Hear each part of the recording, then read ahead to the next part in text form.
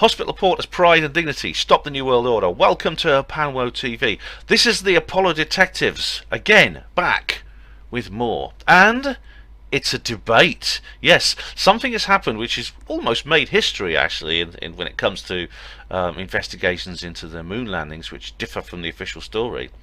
We actually have a defender of the official story, which NASA has given us about the moon landings. He's decided to come on and debate the team. We got another new member as well, Randy Walsh. I hope you enjoy that. And so really, this is something I think a lot of people have been calling for a long time. I'm Steve Mumbling, if you're watching, and I think it goes quite well. See what you think.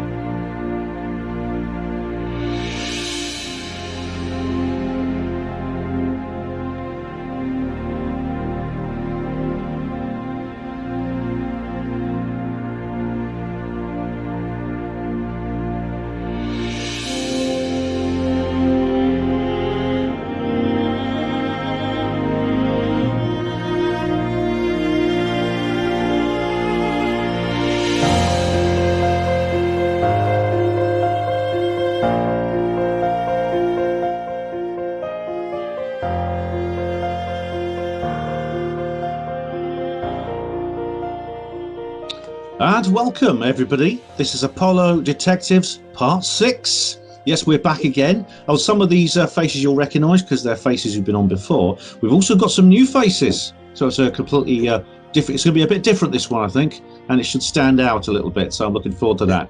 So if we'll just bring in some of the people that are on tonight, just one at a time. Ask them just briefly to introduce themselves. By the way, I should introduce myself. I am Ben Emlyn Jones, and I have been a part of Apollo Detectives since it first started, and it's really, really great to still be a part of it. It's great to be here this evening with you all. So first things first, we have the welcome return of Scott Henderson. He's back again. Hi, Scott. How you doing? Yes. Good evening, your time. I'm calling from Canada. It's always a pleasure to be here, and I hope we have a good show. Oh, it's great to have you back, Scott. Also from Canada, we got a new face. So he's not been on before, but he's an author. And he's written an interesting looking book. I actually have a copy of it. I've not read it yet, sorry. But it's actually Randy Walsh. So Randy, welcome to the Apollo Detectives. Tell us a little bit about yourself. Thank you, Ben, and hello to everyone over there. And you wanted me to give a little bit of background of who I am? Yeah, please do. Sure. Well, let's see. My background is in aviation. And so I started off with private license, went up to commercial, then multi-engine rating, then instrument rating, and then I added a flight instructor class 3 rating to that. So I've been teaching basically people how to fly. So I teach ground school, and I teach them how to fly in the air. So that's been quite a fun. My initial foray, shall I say, into the Apollo mission started actually about 20 years ago.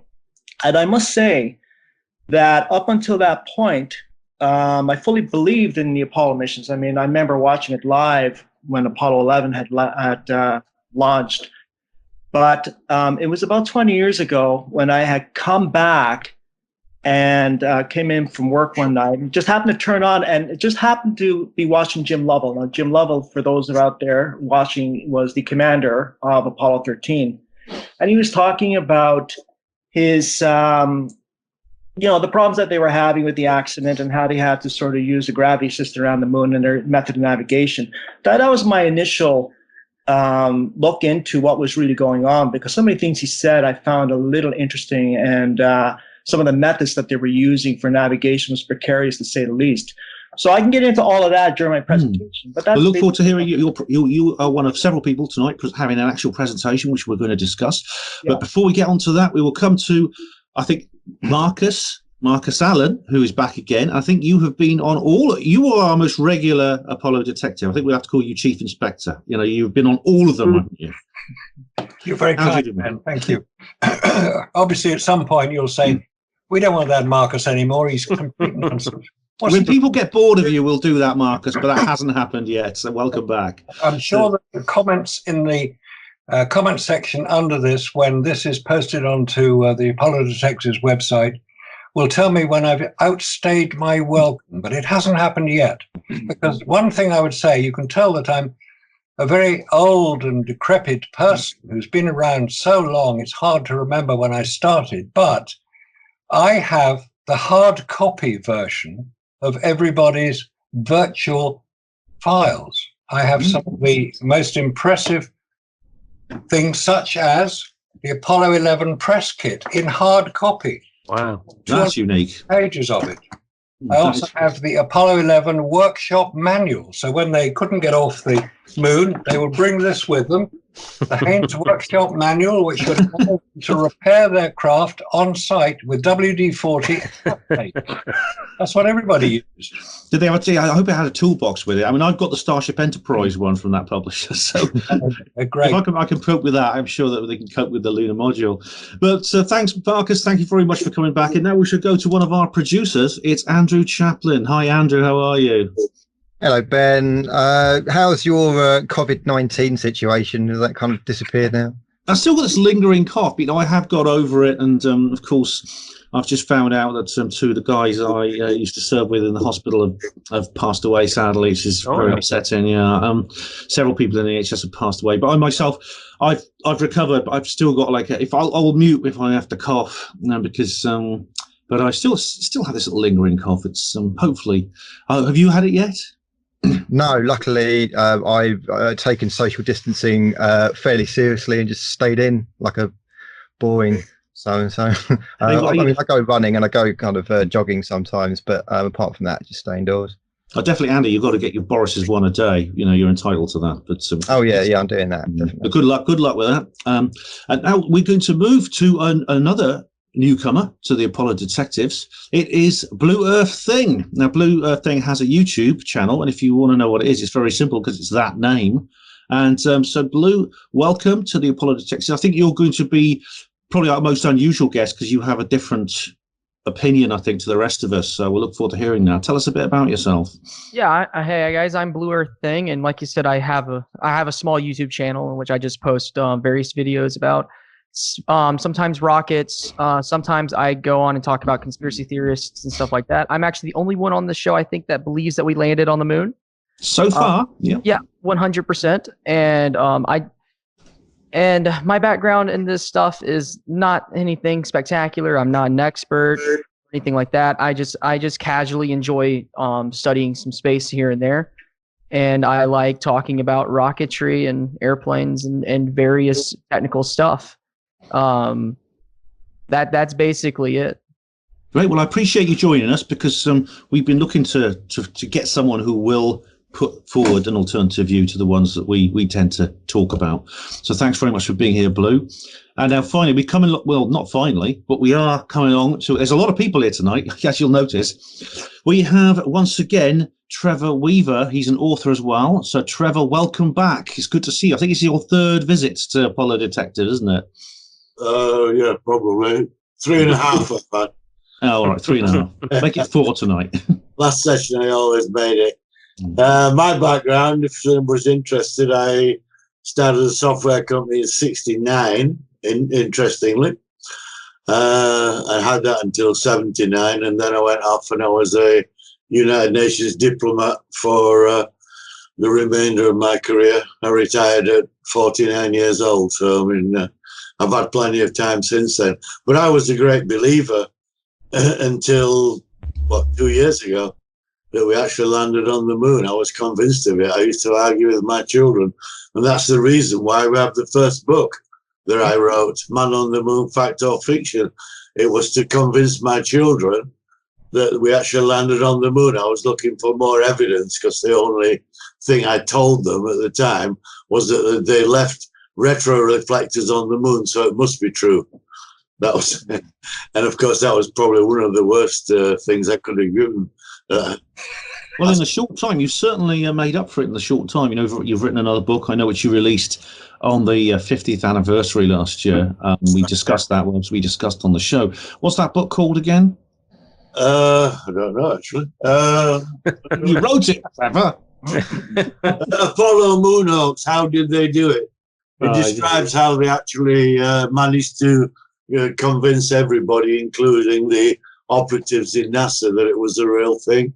And I'm now well on the way with the third book, which is entitled Exposing, I don't know what it's titled, Exposing the Deceit. Challenging the Charlatans. Oh, right. That's an interesting title.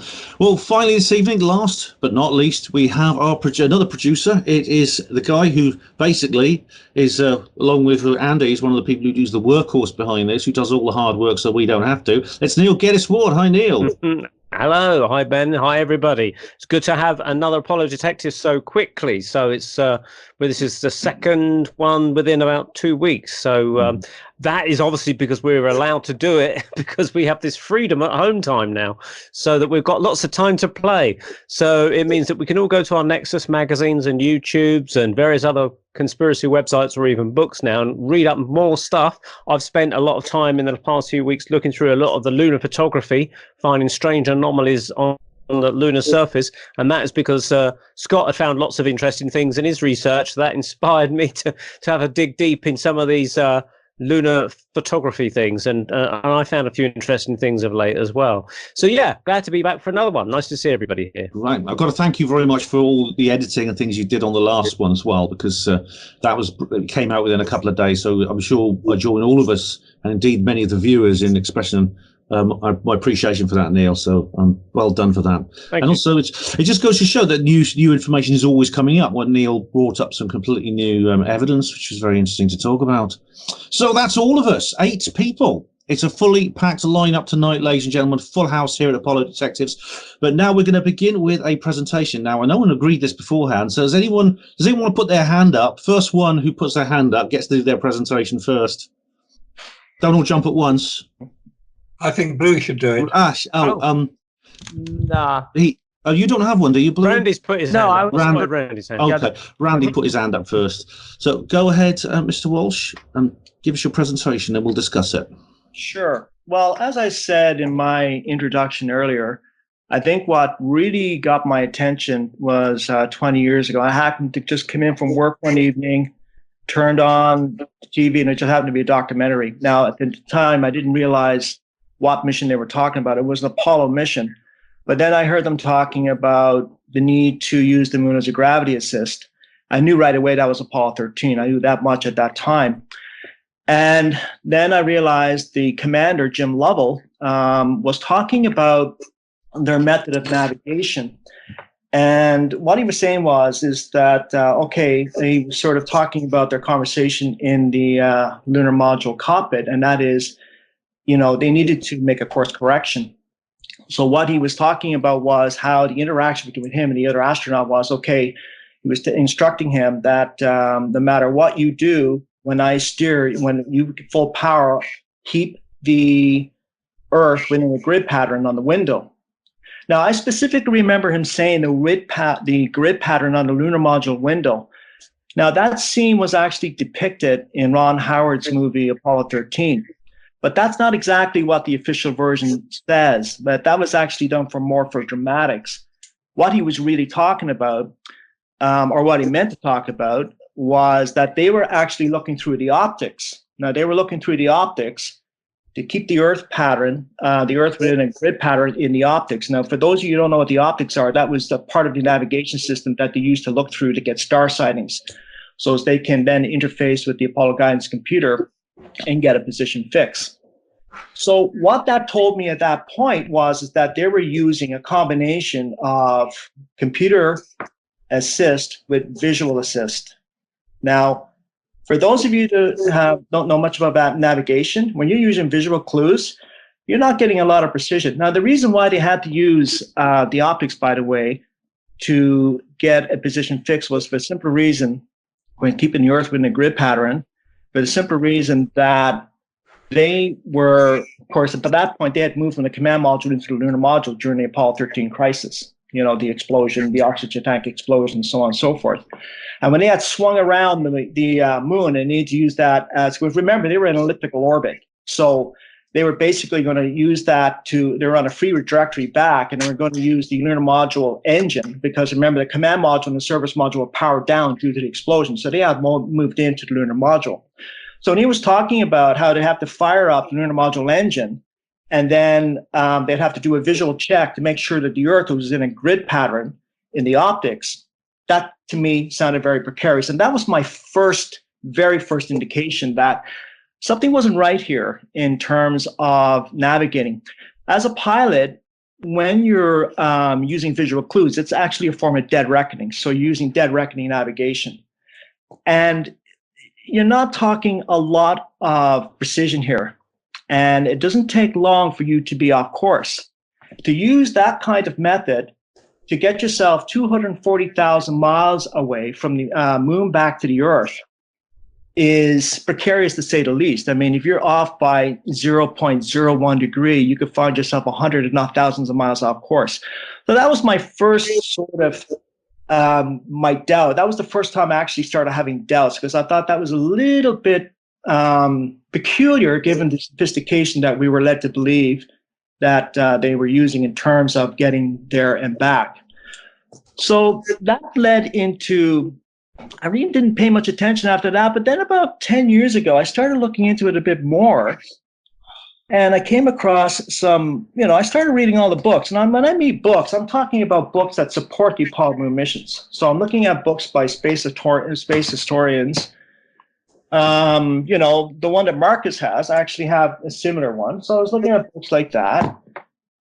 Also looking at, the Apollo, how Apollo flew to the moon. So we're not talking conspiracy books yet, although they are important. I'm talking about books that are in support of the missions. And that led me into the situation with the Saturn V rocket. Now, for those of you out there that don't know, the Saturn V rocket was the most powerful rocket in terms of, the most powerful rocket ever built, liquid fuel rocket ever built. And just to give a little bit of a brief description, the Saturn V rocket had 3 stages. So you had the first, second, and third. Okay. Now the first stage, the most important one, carried the 5 F1 engines. Now the F1 engines are the most powerful engines ever produced. So that is according to NASA. Now, each engine produced thrust of approximately 1.5 million pounds. So that's a total of about 7.5 million pounds total thrust. Now, that thrust was needed to propel the 46-ton payload to 2 miles, I think it was 42 miles, according to NASA. So about 2 minutes after launch, about 42 miles. It needed to reach that altitude in order to reach its optimum orbit, because that, with the separation of Saturn V, the first stage separation of the Saturn V rocket would take place at 42 miles. And of course, then the J2 engines in the second stage would take over and then help boost it up to an Earth parking orbit. Okay, so I came across some very interesting things about the Saturn V, and I'll get into the testing aspect shortly. But I came across some articles in my reading, and which led me to the allis.com website. And there was one article in particular that I'd like to quote, and it's by a scientist by the name of Gennady Adchenkov, if I pronounced that correctly.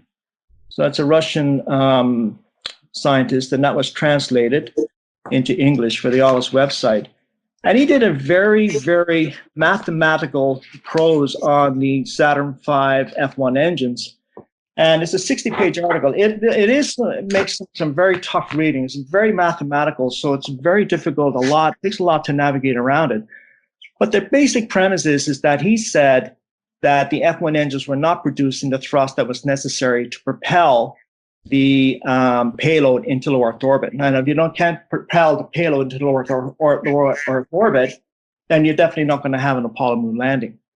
So he went through, step by step by step, and is basically what he was saying is that the F1 engines had to be powered back, and they had to be powered back for the simple reason that they couldn't operate at full power, because to operate at full power, they would have a total breakdown of the cooling system. So briefly, I'm going to explain the cooling system so to give the viewer a little better understanding of what it is that Adchenkov was talking about. So looking at the F1 engine, it used we're talking about temperature in the combustion chamber to get up to 5,000 degrees Celsius. So what they need to do is to keep that engine cool, because obviously if you're not going to keep that engine cool, you're going to have an explosion. And an explosion, you're going to lose the mission. So to just go through basically the very basics of how a rocket engine works. So I'm going to go through, first of all, you have the fuel injector, and then you have the combustion chamber, and then you have the throat, and then you have the nozzle at the bottom, which everybody sees, okay? So the whole idea is the fuel will go through the fuel injector, and 70% of the propellant will be sent through tubes, cooling tubes that were on the outside of the combustion chamber. Now that's very important to remember, because that was needed in order to absorb the thermal energy that was being produced inside the combustion chamber. In other words, the controlled explosion that is necessary to eventually lift the rocket off the launch pad. Now, those tubes apparently were breaking down, and that became very apparent on Apollo 6, which was the second launch, and actually the second launch of Saturn V, and also the second unmanned launch of Saturn V. So those tubes are breaking down. So they actually tried to perform a full power launch with the Saturn V, but it didn't quite work, and they almost lost the mission. I mean, the pogo effect from the Saturn V during the launch of Apollo 6, they almost lost the mission with that, so they had to power back the engines. So the basic premise is, and he goes through this in very, very great detail, that the cooling system that they were using could not be used at full power. So if you cannot use the F1 engines at full power, then you no longer have the necessary thrust to get an Apollo payload into Earth parking orbit. And if you can't do that, then you have no Apollo moon landings. So that's the basic premise. So I went from there, and I just started looking deeper and deeper into this, and discovered that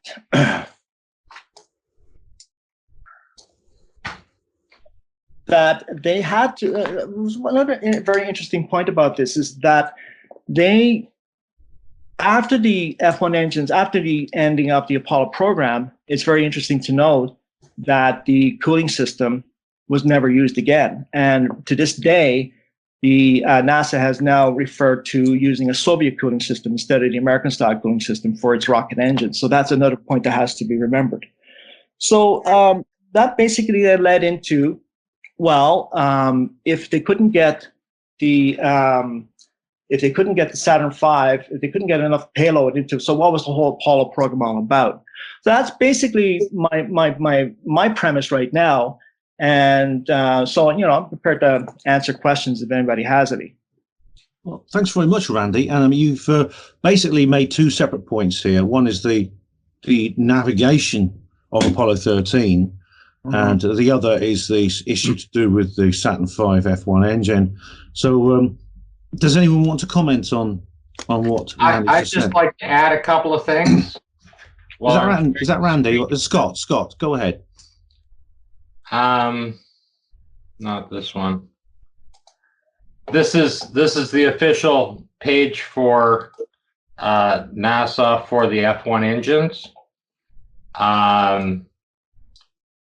It also has slightly different height at 36 miles at 6,000 RPM, or 6,000 miles per hour at 36 miles up there, which is less than the 4Gs that they were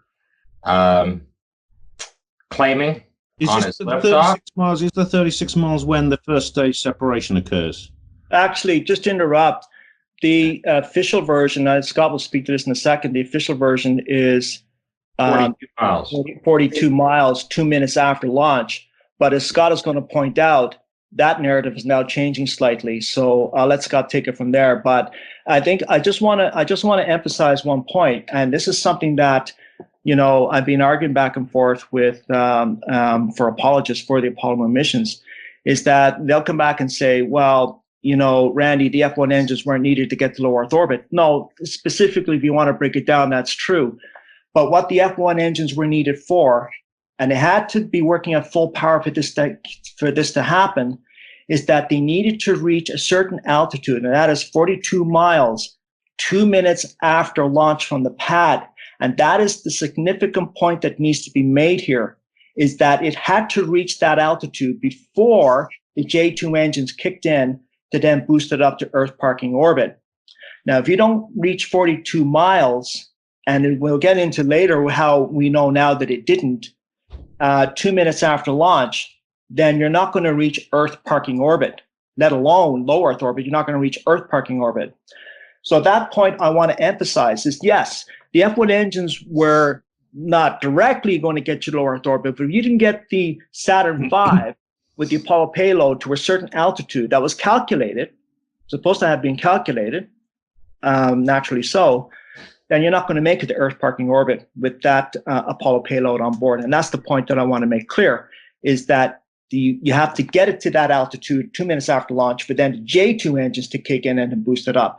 If you can't get to that altitude, 42 miles after launch, that altitude 42 miles, and you're lower, then I have a question for the apologist, is that then how much fuel would it be needed to have those J2 engines burn longer to get it to Earth parking orbit?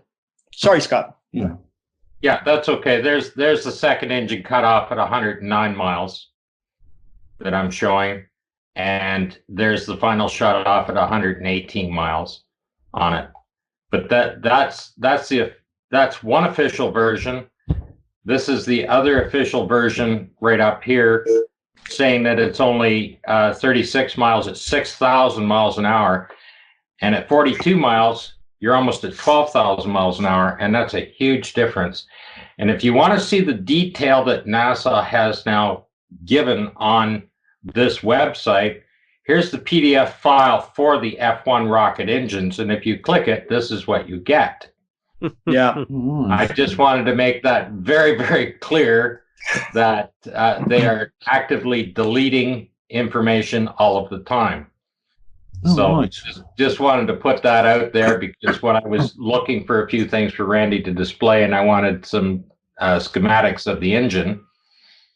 Now, there's a couple of other things too, and Scott, forgive me if I interrupt you. There's a couple of other things. Pull this up and you can talk about this image here. Yeah, I'll get to that image in a second. There's a couple of other things that I do want to point out. And I've been asked repeatedly, well, if it wasn't 1.5 million pounds per thrust per each engine, and that's 5 engines, that's 7.5 million pounds of thrust, right? Then I've been asked repeatedly, well, how much thrust then was produced? And that's a question that is very difficult to answer. And in fact, even the brightest minds, I haven't seen a rebuttal to the article I just talked about that Russian scientist. I haven't seen anything about that. But what I'm repeatedly asked is, well, what was the actual thrust? Well, there is a hint to the actual thrust of the F1 engines, but you have to go back to 1959, because Rocketdyne was the producer of the F1 engines. And in Rocketdyne, and this was, of course, years before the Apollo program had officially started, Rocketdyne was able to get less than, it was between 900,000 to 1 million pounds of thrust per engine. Now, that's a static test. And that data was released, that data was out long before the Apollo missions were put into effect. So I find that that data may be somewhat reliable. That's the only reliable data that we can go on so far. Because remember, all the telemetry information for the Apollo missions were destroyed by NASA's own admission. Yeah, they took it over. Even this article says they took it over in 1965. They took over Rocketdyne. That's right. But up until that point, especially up until 1959, I want to go back to 1959 because 1959 is the is something that, because they had, at that point they had nothing to hide. There was no reason for them to be developing the F1 engine. They were just experimenting, and they were trying to build. There was no moon mission in the works at that point. That didn't come out until 1961, right? So, and there was a couple of years there where there was nothing to hide, and that data was released, and that's basically Bill Casing comes into play because Bill Casing was working for Rocketdyne. And he was privy to the actual data. And even though they got 1 million pounds of thrust out of one F1 engine, we're only talking, I think it was about 200 milliseconds that they got that thrust. So it wasn't sustainable. So you have to get into some guesstimation here. And if I was to hazard a guess, I would basically say the actual output of the F1 engines was between 500 to 900,000 pounds of thrust, far less than total 7.5 million pounds of thrust that NASA claims they were able to accomplish, which would be necessary to get that 46-ton payload into Earth parking orbit. So that's the point I wanted to make there. Right. Well, this ties in a little bit with what we discussed a couple of programs ago, because Marcus was explaining about how it's very difficult to get the actual blueprints. I mean, you mentioned the telemetry had gone, the blueprints and things like that from the Apollo missions. I remember that. Yeah. Does anyone else want to say anything about this? Can I? I'll come to your picture there that you got there in a second, Randy. I mean, you was alluding to this, I think, anyway, saying there's a point I want to make later. So maybe this is a point, I don't know. But I remember reading in your book about the guy that was a NASA engineer or some engineer that was on site at the Apollo 11 launch, who was tasked with going to cine camera film the launch from literally the launch pad till it went out of sight, and that proved to be an invaluable piece of footage because it was a continuous 2 or 3 minute piece of footage. And something about the clouds when the Saturn V reached a certain clouds. From that's it, right? From bang on.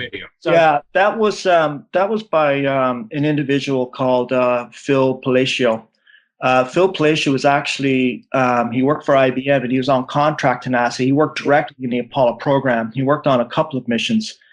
And he had shown up that morning to launch for Apollo 11, which is what you're seeing here. And he had his Super 8 film camera. And, he was a staunch believer. Of course, he was working for NASA and he was very proud at that moment. And he wanted to be there to catch an historical occasion. I mean, hell, who wouldn't, right? And what's interesting about his film at the time is that he shot the film of the launch continuously. There's no breaks. So for a full 2 minutes, he caught the actual launch from the pad to the claimed altitude of 42 miles, as NASA has said. And years later, he became very suspicious about the program himself. And this is talk about whistleblowers. This is the biggest whistleblower I've come across so far. And he wanted to find out exactly what was going on. So he had submitted his film to some researchers, which I do talk about in the book. And they did a complete analysis of his film. And to, in order for the scientists who were doing the analysis, they needed to find out if this film was authentic. So they went to great lengths to authenticate the film and to make sure that there was no serious splices in the film, splices that would really alter dramatically the outcome. And so they went through all that and they verified that the film itself was authentic. And the photo here that you're looking at right now is still from that photo, and I'm going to refer to Scott in a moment because Scott and Bob Williams from Apollo Detectives have done some very good work on this film, and I'll let Scott speak to that in a second. But I just want to sort of say that this man, Phil Palacio, had nothing at all to invest in questioning the Apollo missions. He was proud to be a part of that. So for him to come forward, and as Scott will talk about in a second, his film shows conclusively that Apollo 11 did not reach the assigned altitude 2 minutes after launch, which is very significant. In fact, it was far lower. It was not only, I think it was about 3 times lower, the speed was 3 times lower. What you're looking at right here is cumulus clouds, which is incredible, because if that turns out to be cumulus clouds, which are far lower than the first stage separation, cumulus clouds will go up to about 30,000 feet, but these are clearly not at 30,000 feet. But to go with the official version for a second, on the morning of the Apollo 11 launch, NASA said that there was high cirrus clouds. Now, high cirrus clouds don't normally go higher than 25, maybe 30,000 feet. They can reach 40,000 feet, but it's rare. And I want to bring this point up. I want to make this point very clear, is that it's very interesting that NASA doesn't list the altitude of the high cirrus clouds. But interestingly enough, they do list the altitude of the cirrus clouds for the launch of Apollo 13 and the launch for Apollo 15, which is 25,000 feet.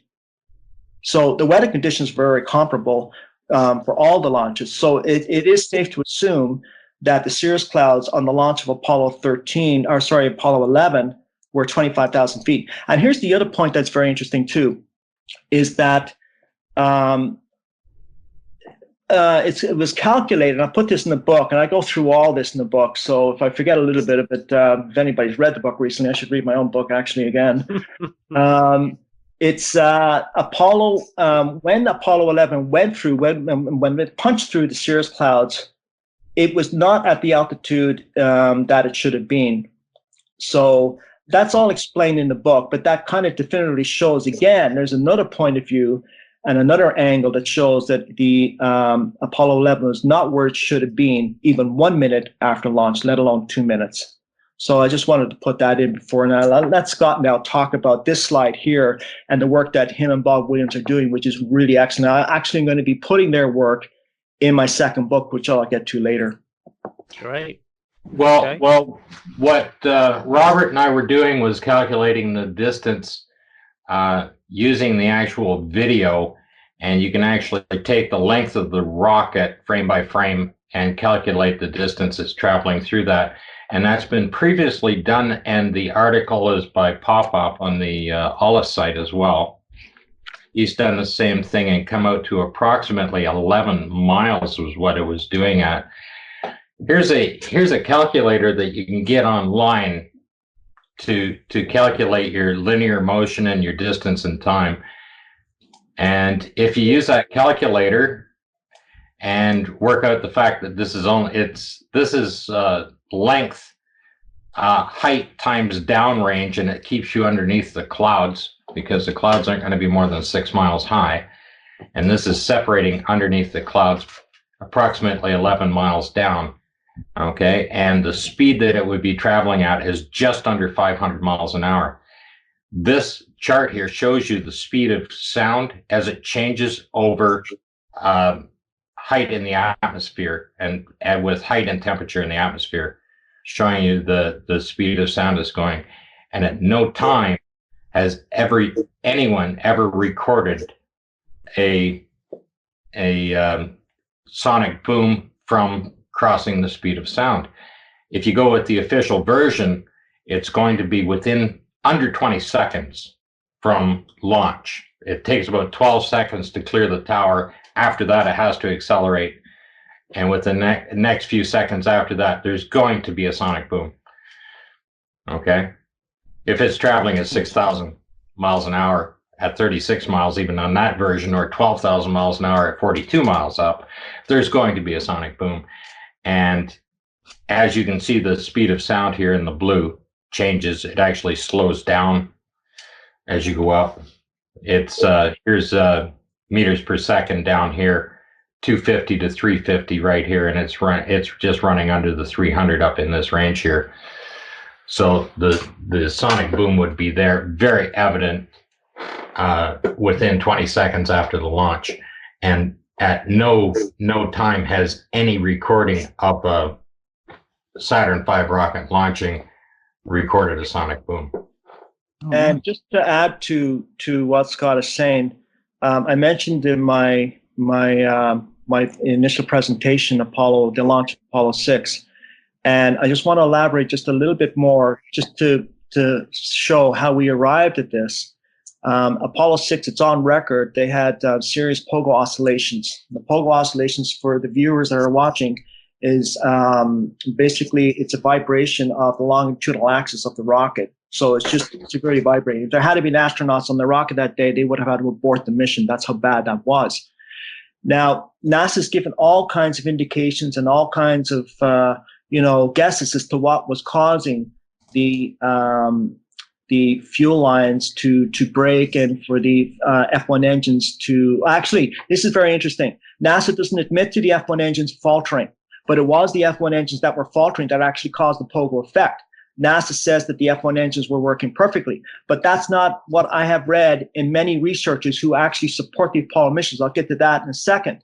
But what's important to know is that NASA then says, oh, but just in case, we did make an adjustment to the F1 engines, and apparently they made those adjustments, and then 7 months later, they launched the first Saturn V manned mission, not only to low Earth orbit, but to circumnavigate the moon and back, and that was Apollo 8.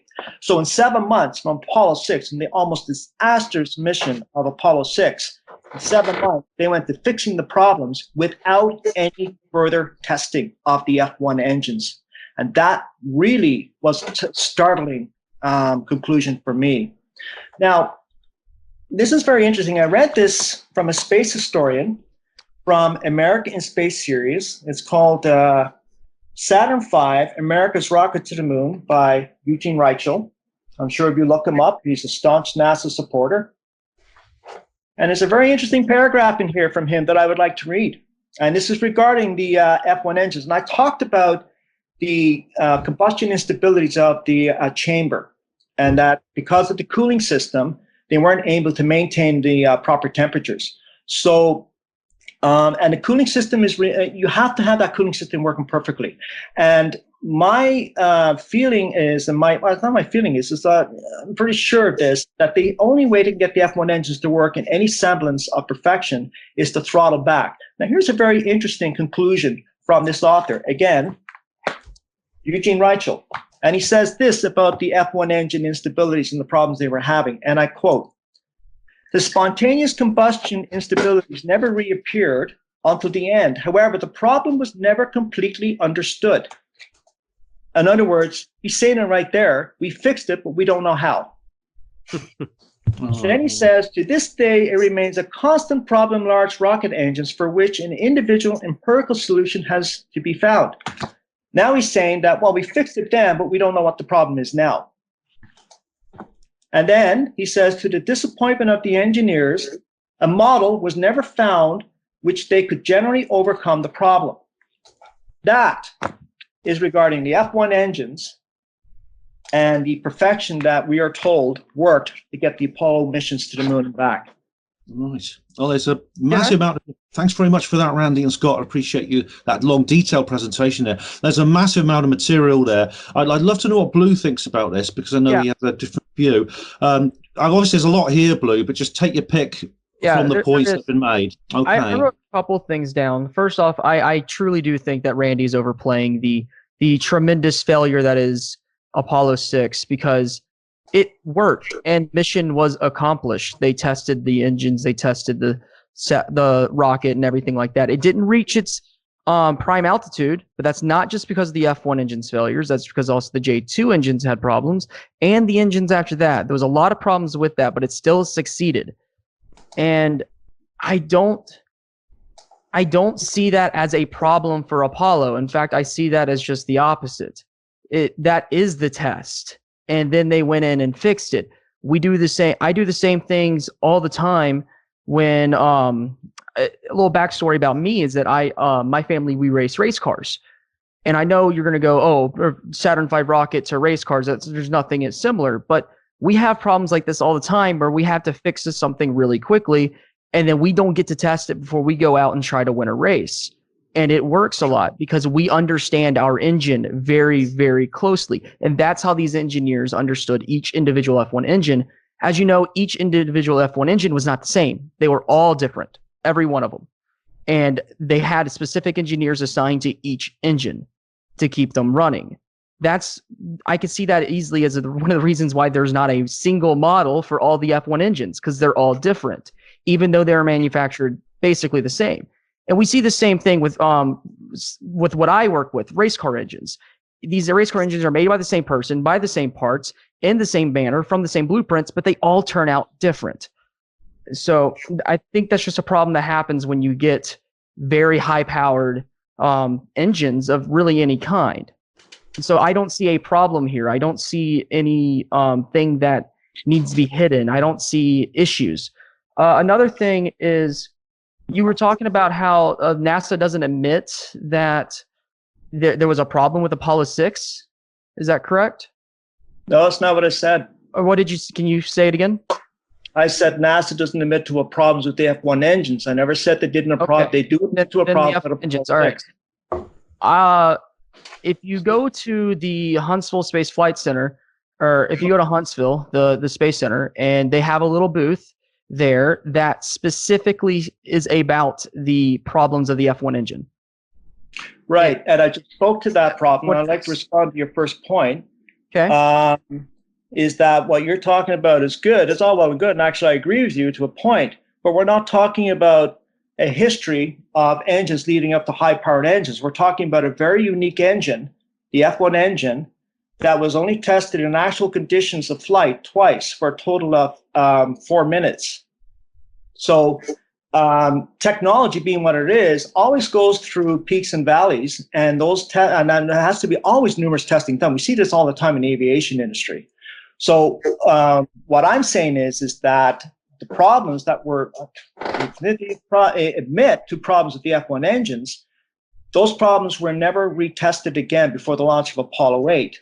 And I've never seen any example of that in any other industry where a problem is not tested first, fixed, and then tested before an actual mission. First one, you said that the Apollo engines were only tested for 4 minutes in flight? Hold on. Let's just clarify. They were actually tested for 70 hours in static testing. So I left the static good. So I was make sure that you leave that in, because that's very important. That's you can't sit here and state that it's only in flight. In my book. But, and I'll finish this point, the total of 70 hours of testing, which seems adequate enough, right? But now I've got all the detail in my book, so forgive me if I have to actually go search for it here. Can I just ask a question of clarification? Yeah. You refer to static testing. Now, is this presumably this means that the rocket's not actually in flight when the engines are actually ignited? Yeah, that's right. Yes. Yeah, that's static testing. Now, static testing is important. I mean, in aviation, you have static testing of jet engines all the time. I mean, that's an integral part of any new technology. You want to do static testing first. And to keep in mind is the static testing is done under very controlled conditions. The whole idea then, you take it to the next step where you have, you want to test the aircraft engines in actual conditions of flight. And that is in atmospheric conditions, because now you've got many different forces that are acting on that engine. So you can have an engine working perfectly in static conditions, but now you want to see if that you can duplicate that in actual flight conditions. We're not seeing that with the F1 engines. Okay. I'll let you carry on, Blue Earth, with your other point. Why do we need it? Pardon me? Why would you need it in that short amount of time? I mean, first off, the engines on the Apollo, when the Apollo 6 launched, if you were to have people in that capsule, they would have come home perfectly safe. What mission was that? If there were people in the Apollo 6 capsule, they would have come home perfectly safe. Where are you getting that information?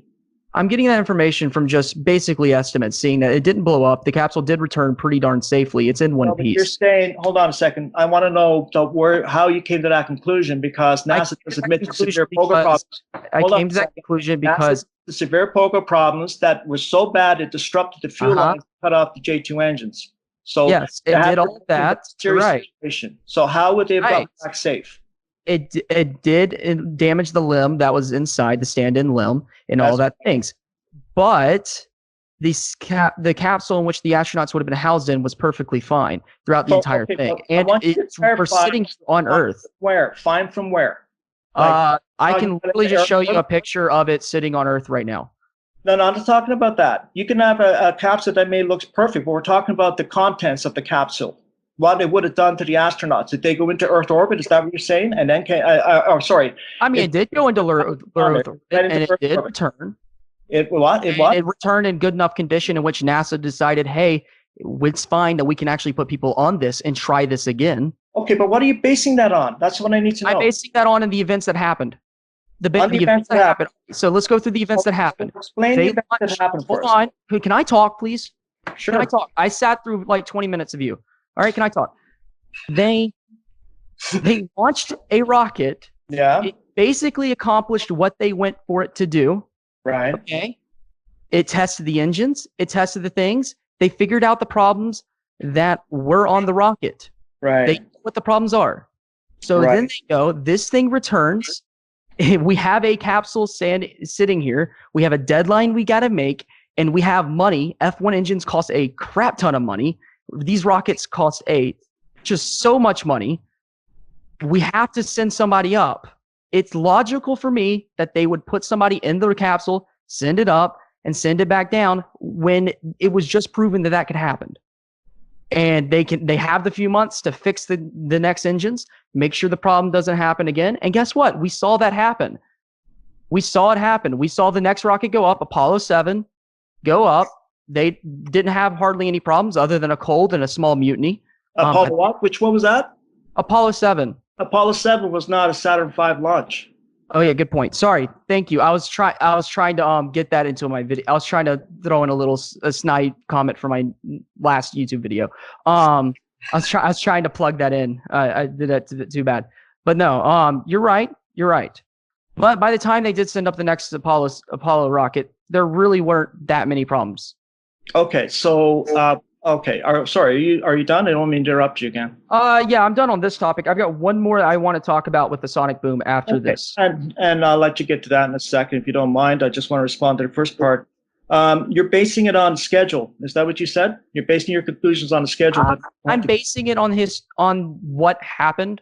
Okay, I just want to be clear on that. My true answer, straight what NASA says. Right. Okay. Thank you. Okay, so you want to? I know you want to talk about the sonic boom, Blue. But after that, I'll ask you. I've got another question for you after that about the other points. But then I know the rest of you might want to say something as well. But Blue, do you want to mention the sonic boom issue? Oh, yeah. So you were talking about how there's never been a sonic boom recorded. Like no one's actually captured the sonic. Who said that again? Scott. It was Scott who said that. Scott, is that what you were saying, Scott? Oh, he's unmuted. Unmute your mic, Scott. Okay. Yes, of course. You heard me. Yeah. What I said. Okay. Hold on. You mind if I post something in the side chat? You can Google all you want. You won't find a video with a sonic boom in it. Go ahead, Blue. Yeah. If there wasn't a sonic boom, I'm kind of curious because it's pasting. It's taking a while to paste. Apparently, it's a large picture. There it is in the side chat. I'm kind of curious as to what you think that is. That? You mean the vapor? There's vapor coming off it. Photograph. It looks like a sonic boom to me. I can look at sonic booms of airplanes all day long. That looks like a sonic boom to me. Well, give me the audio of it. Let's see. That is a composite photograph you've just pulled up. Is it now? Are composite photographs fake? You're referring to the cloud of vapor about halfway up the rocket's body. Is that what you mean? Yeah. Right now, I'm referring to that. Okay, cheers. I can pull up pictures of other rockets doing sonic booms, and it looks the exact same. Okay. Can I ask I know, Marcus, I know you want to say something in a little while, and Andy and Neil will too. But can I just ask Blue? Now, Randy has made other points as well. Now, earlier on, we were talking about Apollo 13 and the navigation issue, because this is something that came up on a previous episode of when Marcus and I and several other people were discussing this. What do you know about the navigation issue that Trevor brought up? Not much, to be honest. I'm not an expert in naval navigation. Okay, Simple as that. I'm not an expert in that. No worries. Marcus, do you want to add anything? Yeah, just really looking at what we're discussing there, I think Randy's made some very good points in terms of testing, but also the use of the film, the IBM engineers' film, which I think we can all agree has been accepted as unedited, uncut. So it shows what actually happened. And to see the rocket moving through the cirrus clouds, where you can see its shadow being cast on the upper side of the cirrus cloud, means that you can time it very precisely. Now, if you're going to achieve a certain speed, you need a certain amount of power behind you, given the weight that you're carrying.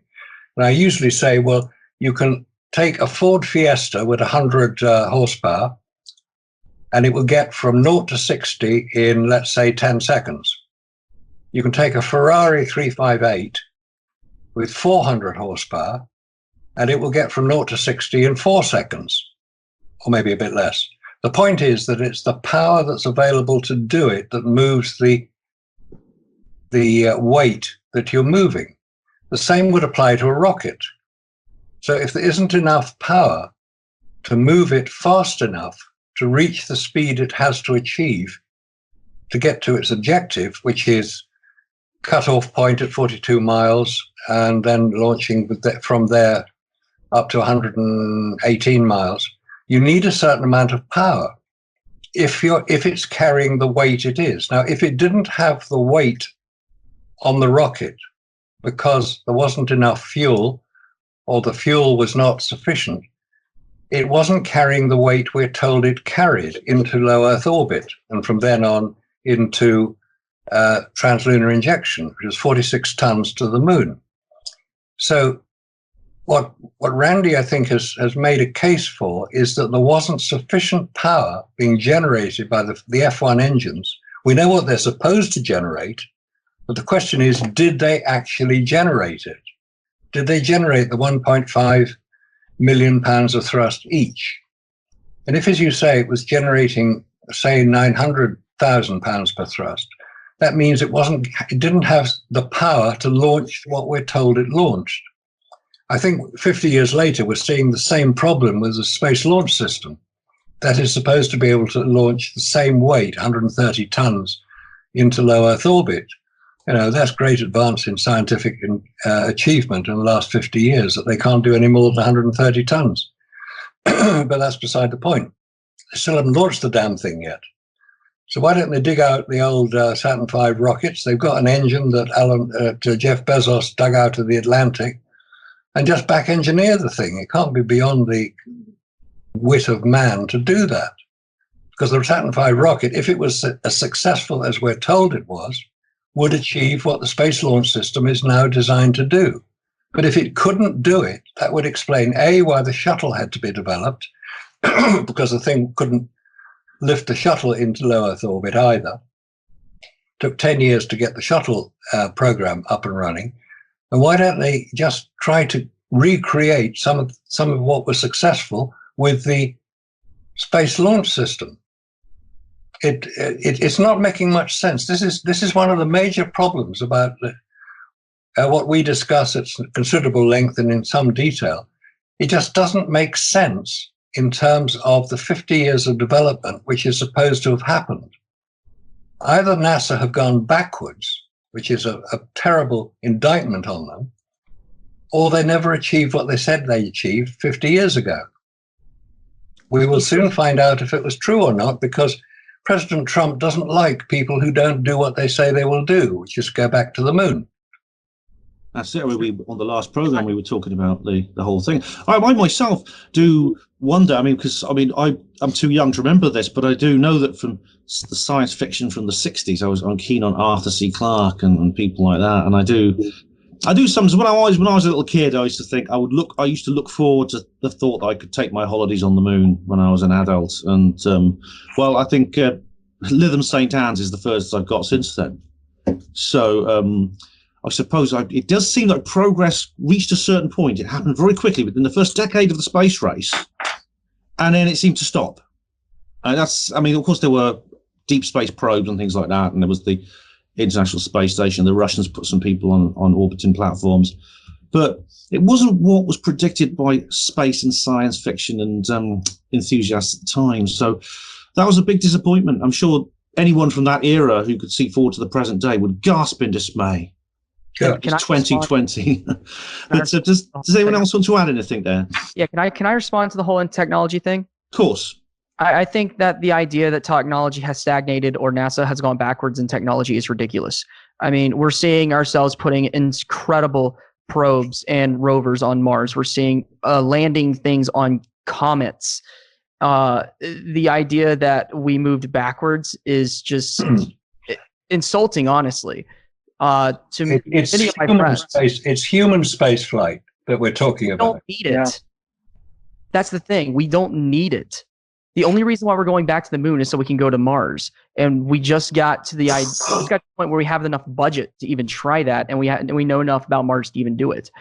Are we using Russian Soyuz rockets to send things up to the International Space Station? The reason why we're using Soyuz rockets is because it's easy. It's easy. So surely NASA technology would be far in advance of Russia. First off, why would we have the rocket that's cheap enough to do it? It's reliable enough to do it. Why in the world would we be needing it more? And why would we be putting resources? Because I thought your argument would be that NASA are so far in advance that they would be able to do it better than the Russians. Surely. Listen to me. Why would we be putting the massive amounts of resources in, which we did at one point? It's called the Space Shuttle, which Space Shuttle was more advanced than the Saturn V. But why would we be putting in all these resources when we have the practical use? We have the easy, cheapest way to get back and forth between the ISS for all the nations. And why would we be putting our resources there when we could put them other places and doing things that no other nation has ever done? Randy, you want to say something? Randy? Getting back and forth to the ISS, why would we be putting resources between getting back and forth between the ISS instead of putting it towards landers on Mars, landers on Venus, landers on comets?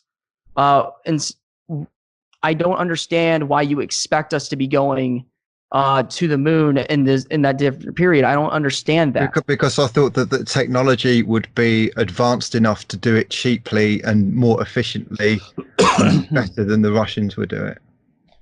Well, Randy, do you want to say something?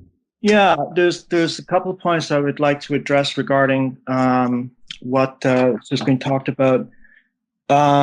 First of all, it's important to note that the United States government funds the ISS about, I think it's 3/4 to the other countries that are involved in that. So they're paying 3/4 the cost, which I think it's about $150 billion or 200 total. And I think the United States has put in 150 billion. And that's very interesting. And I think it's a very fair question to ask. Well, if you're putting that amount of money, which is equivalent to the money they spent on the alleged Apollo missions, I think it's a fair question to ask. Why couldn't you set some of that money aside to build on the technology that we had 50 years ago to be able to get their own astronauts to the ISS? And I think there's another important point. There's another important point to bring out here is that we're experiencing, as we speak, a lot of political instability between countries around the world, especially between Russia and the United States. And Russia at any point, and they wouldn't do this despite anyone, but at any point they can announce that they're ending their manned space program. So what happens to the ISS if that happens? Because if you have one country in the world that's using 50-year-old technology as its means to get to the space station, and that program ends, what happens to the ISS? And I think that's a fair question to ask too. I don't have an answer, but that's the modern Soyuz is not 50-year technology. The modern each one of those rockets were not made 50 years ago. They're currently being made. Now they're based on a 50-year-old rocket. I'll let you finish. But to call the Soyuz rocket a 50-year-old technology is like one at a time, guys, please. Hold on. One at a time. You said you'd let me finish. Okay. Just a second. The Soyuz to call the Soyuz rocket 50-year-old technology is basically like calling the Corvette a 60-year-old car. Just they keep doing advancements and they keep making it better and better and better. That's kind of the point of making the new rockets that keep going up to space. They didn't make 100 rockets 50 years ago and they're reusing those. Now, of course, they're going to be reusing parts. They're reusing the general idea of it. But the Soyuz rocket was a beautiful rocket. I mean, this sucker, even 50 years ago, it was incredible. It got the job done very well. So I don't expect there to be a lot of stuff. Another example would be the B-2 bomber. It's just a near perfect bomber. Why haven't the Russians put man on moon? The Russians didn't put a man on the moon because they didn't try to put a man on the moon. Yeah, they had the massive triangle cone looking rocket that that they launched once and it utterly failed. But they never put any research into science. But you just said they have a beautiful rocket, so surely they would have a better way of getting man on the moon. Yeah, because they got freaking lucky. Lucky. Yes, they got lucky and designed a beautiful rocket to do the one things, the very early bits of the space race, and it worked fantastic. And it's been used ever since, and it's been improved upon and improved upon and improved upon in small bits. And that's the current Soyuz rocket that we have today. So then, why hasn't it been to the moon? It doesn't have the power to go to the moon. Why does it need to go to the moon? Why don't they create a rocket based on that to go to the moon? You can't do that. You can't do that. You just said that the Russians have better technology than the Americans, that they have a beautiful rocket. What in the world expects you for that to happen? Why wouldn't they? There's a space race going on. It was called the N1 rocket that the Russians. Yeah, N1. I didn't want to get the name wrong, but yeah, the N1 rocket was the big cone triangle thing that they tried to launch once. Yeah, I mean, I know what that. Reason did they have to take the Soyuz rocket and try to go to the moon? Heck, our Atlas rockets are working fantastic. Our Atlas rockets have been used since basically the beginning of the space race too, and still being used to this day. Why haven't we taken the Atlas rocket to the moon? Because it's engines in it too. Andy, I think, am I correct in saying the point you want to make is, seeing as we supposedly did land someone on the moon, why didn't we keep going there? Why don't we? I know you did say it wasn't necessary. I think there's a kind of a contradiction. There's a contradiction between the argument that the Russians have made a fantastically beautiful rocket that's almost far in advance of anything that the Americans have created. It wasn't far in advance of anything. It did its job perfectly. Okay, but then why did they just stop and say, do you know what, we're not even going to bother? They didn't just stop. They're still doing it to this day. Okay, so name a Russian astronaut. They just stopped. Name a Russian cosmonaut that's actually stepped foot on the moon. They made rockets and they made technology that landed on Venus. They were the first ones to do that. Fantastic. So how come they haven't sent a man to the moon? Well, currently there's no reason to. They got beat to the moon. We did all the science, and America did all the science, and there's been no reason to go back. That's not possibly what. Surely it'd be a great thing to go back, wouldn't it? I mean, have a base on the moon or something. You have. That's not science. Science is not about competition. That's not about competition. It's about whoever got there first. Big deal. The point is that Trump recently announced that there's important minerals that need to be mined off the moon, and they want to send a manned mission back. That's not why they're going back. Why are they going? Well, they never went the first. They're going back. They're going back to learn how to go to Mars. We're going back to learn how to go to Mars. Well, how about we learn how to go to the moon first? We already know how to go to the moon. We've done it 6 times. No, right. No, that's not my opinion. That's the facts that would happen. And as of right now, there's been no one has been able to put together a relatively good argument to say that they didn't. Okay, I think that's the point we're trying to make, though, with this series of programs. But sure, that is, but it hasn't happened. Okay, well, does anyone else want to say anything? Because the idea of you're right, Scott. I'll have a question. It's concerning the navigation, if I may. Randy talked about the points of navigation on Apollo 13. You mention it in the book, and they used I forget what the device was called, like a scope. Yeah, to look through. It was actually called sextant. Sextant, that's right. So it's like almost like a periscope. I gathered, where they could look through and they'd see the stars through it and line up the stars with their scale or something. Yeah. So basically, what they modeled it after was celestial navigation that sailors had been using for hundreds of years. Right. Okay. And that worked fairly well for hundreds of years, even though it was never pinpoint accuracy. And they would use the stars in alignment with the Earth's horizon and, get a position fix and then plan their course. But it's important to remember that, or it's important to note rather, that celestial navigation doesn't maintain course. It just gives you a position fix, and then you have to project where you're going from there.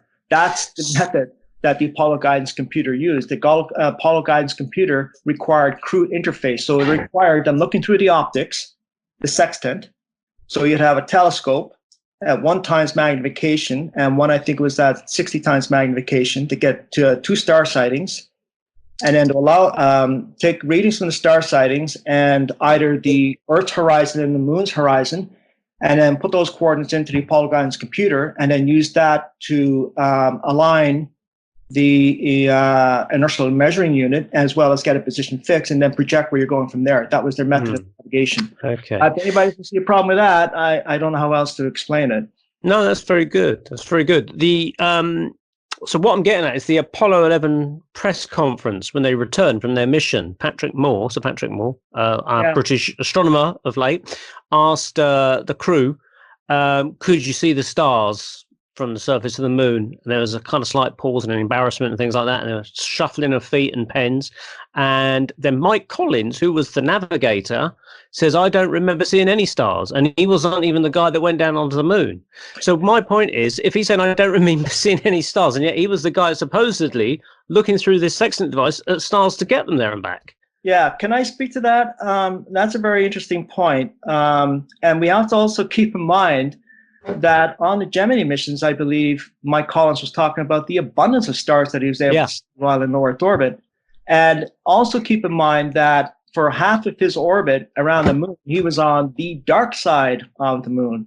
So he would have seen the stars very clearly. If he didn't see them on the other side, he certainly would have saw them there. But as you pointed out, he wasn't on the lunar surface. And number two, see, he was correcting Neil Armstrong. Neil Armstrong actually made a mistake. So he was trying to correct for him. And in the transcripts, I haven't got it here, but in the transcripts, that's actually reversed, which is very interesting point in of itself. That's a matter for another time. But I just want to add a footnote to that, because a lot of people would say to me, well, Randy, we couldn't, there was no photos of the stars on the lunar surface because of the cameras. They weren't set for that. The aperture wasn't set for that reading. Now, I'm not an expert. Don't pretend to be when it comes to photographic, the photographic evidence. So, but my argument is, okay, that makes sense to me, actually. I can accept that. Why not bring another camera? Now, they did, apparently, on Apollo 16. They brought the ultraviolet light camera that was supposed to have taken some star patterns from the lunar surface, but that was the only one. I'm just wondering why they, and this is neither important or not, neither proves or doesn't prove the Apollo mission. I'm just pointing it out there that, with all that technology, it could have easily brought another camera. But there's one more point I want to make. I'm just going by the official transcripts, when the service module was in orbit, so when Mike Collins was in orbit around the moon, while Neil and Buzz were allegedly walking on the moon, the service camera, the camera in the, and I think Scott has some photos of this, in the service bay of the command module, was taking continuous, not only mapping the surface of the moon, but was taking photos of the stars. And I can't find those photos anywhere. So I contacted NASA and I was redirected to several other agencies, and none of them have those photos, which I, again, find a little peculiar. I just want to add out. Now, Marcus, you've this idea of light and photography is your speciality. Yeah. Have you heard of these the photographs were taken in orbit and things like that? Can you add anything to that? There were certainly photographs taken in orbit, but most of them were taken on the lunar surface. And I think it's a very valid point to say that yes, there were supposedly photographs taken from the command module the whole time that it was in orbit around the moon. But if the photographs don't exist or can't be found, could the answer be that the camera was retrieved doing a spacewalk on the return journey back to the Earth, assuming they were on the moon? On the return journey back to the Earth, they had to do a spacewalk to recover the camera. Now, we already established in other areas that photographic film does not survive in a vacuum, and we know that there will be a vacuum in space. Could it be that the camera was recovered, but the film was so badly damaged it showed nothing? I don't know, but it's a red flag that the photographs that allegedly were taken by this command module camera don't appear to exist. And there are so many anomalies around the photographic evidence, which is basically what is put forward by many people as being definitive evidence for man setting foot on the lunar surface. There are so many problems with it. Marcus, did you say that you've got some new evidence that's not been seen before? Well, it's going back to what we were discussing at the end of our last episode, which was from this book, For All Mankind. Now, this was the first book that I bought. It was published for the 20th anniversary in 1989. For All Mankind, it's taken from the plaque that Apollo 11 had, "We come in peace for all mankind," written by Harry Hurt III. And it's a pretty standard book in terms of what it recounts of the Apollo program, and it's pretty straightforward. It's amusingly written. Harry Hurt's a good author. He may have made a few errors in the book, spelling Charlie Duke's name Charlie IE instead of EY. Sort of small errors which could have been picked up by a good editor. But at the end of the book, right at the end, I'd just like to read a very, very short passage, which is what struck me at the time. And this is 1990. I bought the book in Glastonbury. Where else did you buy books like this? And this is looking at it's in the epilogue of his book. The Message of Apollo says, shortly after the Apollo 11 and 12 missions, NASA Public Affairs Officer Julian Scheer mischievously fueled the flames of doubt at the 10th annual meeting of a drinking fraternity known as the Man Will Never Fly Memorial Society.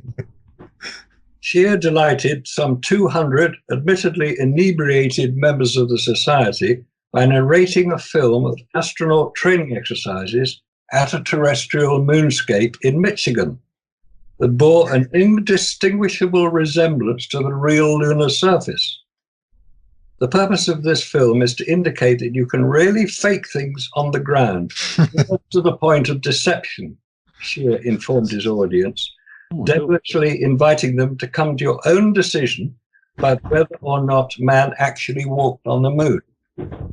Now, of course, that can be totally dismissed as being just a bit of humor and acknowledgement of after 20 years, the raising of the doubts about Apollo. But why even bother to mention it? Why is it necessary? They're naming Julian Scheer, who was a PR man for NASA. He was quite a prominent person around at the time. He's with NASA for many years. Why would he bother to narrate a film deceptively informing the audience that this was on the lunar surface? It makes no sense. And it was probably that one paragraph which piqued my interest to the point where 29 years later, good God, time flies when having fun, trying to find the answer to that question. Was it real or was it not? I'm still working on it. And I'm old enough to buy books. These are some of the books. This is £50 worth of book. This is Norman Mailer's account of the Apollo 11 missions, Moonfire. It's a great book, huge book. And then there's the even bigger one by Andrew Chaplin, Man on the Moon, in 3 volumes. But God, how much information do you need? It's all there. It's certainly something to read during the quarantine, that's for sure. Definitely. Exactly. Does anyone need to? We've been going now, for about an hour and a half. So does anyone feel like they need to have a break? Yeah.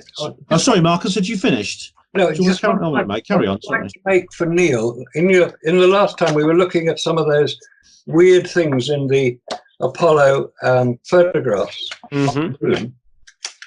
And I mentioned at the time that there was a picture in this book. This is Full Moon by Andrew Chaplin, and it actually shows a picture with exactly what you were pointing out. Oh yeah. Let's see if we can see it. This is Apollo 17, and at the bottom here, I've got it in place. Yeah, the bottom here, there are two little rocks there.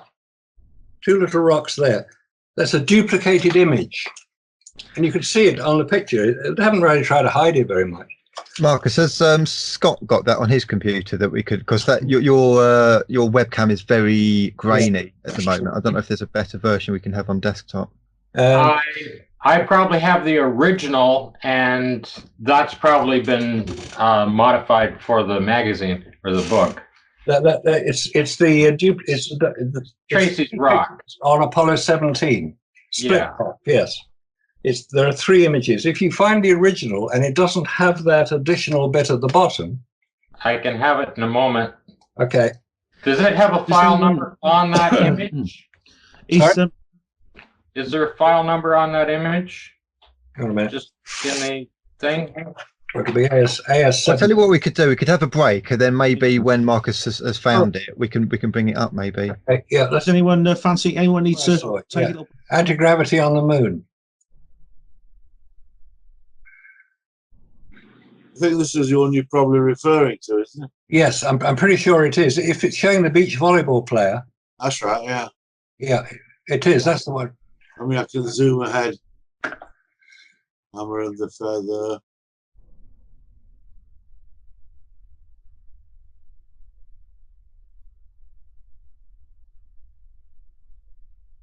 Yeah, there you are. Look. That's the one, yeah. Yeah. This was the trailer for the second book. Okay. That's where I saw it. Yeah. Okay. That's the one. That's it. The beach volleyball player brings the sand up, and it falls down at the same time he does. Yeah. Are we back on the air? The astronaut doesn't. On the astronaut one, the sand is falling at Earth gravity, but he's being yanked up by the cable still. Here, guys. This is. I mean, it's good you're sort of like still talking about this during the break, but this may be something we want to also bring up when we're recording and when we're doing the show again. Certainly worth doing it. So if you don't mind repeating it, because this could be really difficult. This could be really, what's the word? Interesting. Well, it's a very good demonstration of how gravity on the moon and gravity on the Earth are basically the same, unless the astronaut is held up by wires. Which they are. Yeah, nice. Oh, cool. Okay, how about I share the screen here and show you that picture you wanted to see? Oh yeah, okay. Let's go. Trevor will have to stop sharing, I guess. Okay. How do I do that? Oh yeah, okay. You got it? Yeah, off. Okay, where's yours, Scott? Yeah. Here's the image you were looking for, right? These are the images of the Apollo 17. And they've taken this image and this image. Yes. And that one and put and probably the next one. Yeah. Like that, and stitched that all together. It's like composite prints. No duplication of rocks down here at all. No, it's the ones on the bottom, and yeah, that's down at the bottom along there. I don't see any duplication of any rocks in there at all. There are three rocks together. Where you had the number 23, to the right of the number 23 are the three rocks which have been duplicated in this book. In the book, there's the number 23 right there. That's right. Those rocks to the right of it, as we look at it, they're the ones that were duplicated, but they're not duplicated in the original. Not duplicated in the original? Yeah, which indicates that the picture has been manipulated. And ironically, in that picture as well is the lunar lander. Oh yeah. It probably was manipulated for the magazine. I mean, they're just trying to make a pretty looking picture for the magazine. That's all they're trying to do. There's the lunar lander way off. Yeah. Now Yeah, it would make sense they make a composite to just make it look better. Oh, sure. Yeah. No. I certainly agree. It's slightly different to what Neil was talking about last week, because what he saw, I mean, he did detect The lander's not next picture. Yeah. All right. But just want to say that what Neil discovered was we're looking at what looked like a duplicated prop. I mean, there was lighting effects were different on the two objects, but it looked to me like the same object. Now that could be. I mean, we talked about this. It could be coincidence, but some of the other things Neil discovered, I think, were a lot more significant, like the pipes, pipe light structures. No. Hey guys, can I ask how much longer we're going on this? Another hour? Well, I don't know, mate, because I know because last time, obviously, like, if you got to take off somewhere, we'll make sure we time it so that you can get all your stuff in before you have to leave, or maybe we'll end it in due course. But Neil's our producer, so I think it's is he back yet? If I have to set a hard time, it'd be about 5:45. I promised a thing for a friend at 6 o'clock, and I didn't know that this. I didn't think this would go 3.5 hours. All right. Okay. So it's got to go. I mean, last time we finished, we did about 3 hours last time. Yeah. So if we go another hour and a half, I'm fine. Let's go. Oh, cool. Just shout when you have to go. That's fine. You know, we might be wrapping up by then anyway. Because by then, I think most of us in the UK want to get to bed. Yeah. Neil, you were asking about the cameras on the CSM. Yeah, I think I have them right here. Yeah, that's right. There's the camera on the CSM, and oh, that's right. This one shows where they're located on here. Actually, this one's a better one of it showing them located on there. Looks like it's like that looks like it's like stripped down for maintenance. Yeah, this image here on the left-hand side is when they're so-called returning from the moon, and they're going to redock with the CSM. Okay, and this is the image that they shot. This is the claim shot. This is a complete error in simulation is what you're looking at here, because all of the lens covers they're completely covered over, and this is after. Right? None of the lens covers are off. They're all covered over here. That's the location of them. That's the very first thing you're going to see on them. Now, the other thing is they only did one spacewalk, and there's a picture of the spacewalk of them picking up the panoramic camera magazine. Just one. Right, Scott. Sorry to interrupt you, mate. It's 10:15. Now, what you guys have been talking about during the break, except when I was away getting my cup of tea, it sounds like this could be an interesting part of the show. I mean, do you want to? I mean, who else has a presentation they want to give? Because we can. I do, but I can chuck it in at any time. It's only 10 minutes, my one. Scott and Marcus, do you want what you've been talking about? Point. That's all. Okay, no, but it's sure, Scott. But it'd be good if you could make it like on the air rather than during the break. I'll just say something quickly. That astronaut has probably got one of the only toilet rolls that's still in existence. Right. Well, Neil's still recording this. Yeah, I am still. But it's all great. Yeah. Oh, right. We could. I thought of a better joke for you. Yeah, go for it. All right. This is a joke you guys can use. If that's one of the only toilet paper rolls in existence, what's it there for? It's there for all the load of bull crap. I mean, come on. You guys got to do better than that. You're like, we need to make your hoaxer jokes for you. Fair enough, Luke. You know, I think you could say it's there because that's the only place you can keep a toilet roll safe without anyone stealing it. Take it to the moon. That's damn sure. Okay, well, here's the official table for the panoramic camera, the mapping camera, and the photographic camera that was on the outside of the CSM. Okay? Now, it's official that there was only one spacewalk to pick up the magazine.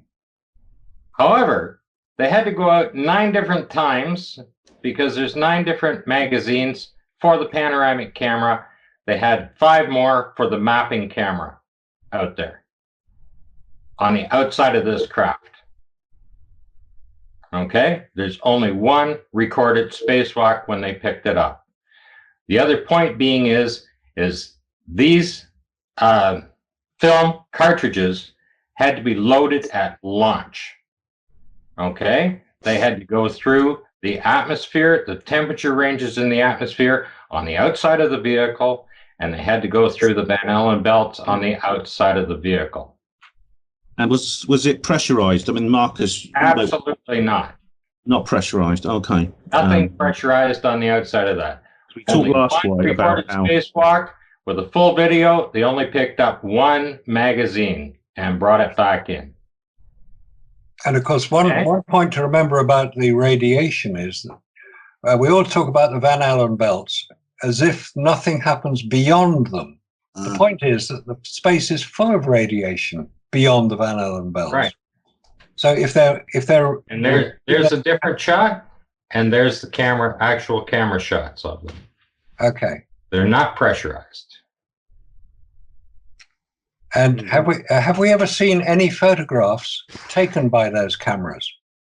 Okay. And the magazine that he picked up was that magazine cartridge right there from the Stellar camera. So the cylindrical object was That's actually that's what he picked up. Right. Right there. So what were the photographs taken by those cameras? And have we seen? I can't get a hold of any of those images. Would some of them be of the lunar surface? I seem to recall seeing images of the lunar surface, supposedly taken by Mike Collins or whoever the astronaut was in the capsule at the time. Yeah, I can jump in on that. That was they were mapping, or supposedly mapping the lunar surface while at the same time taking photos of the stars from lunar orbit. Right, for future missions, presumably. Yeah, and that's actually documented in David. There's the frame numbers of the. Here's the frame numbers of the photographs that were taken from the outside. And I don't know how you can get the camera mounted vertically or whatever when it's supposed to be in barbecue mode. Yeah. Cool. I don't know how you do that when you're orbiting.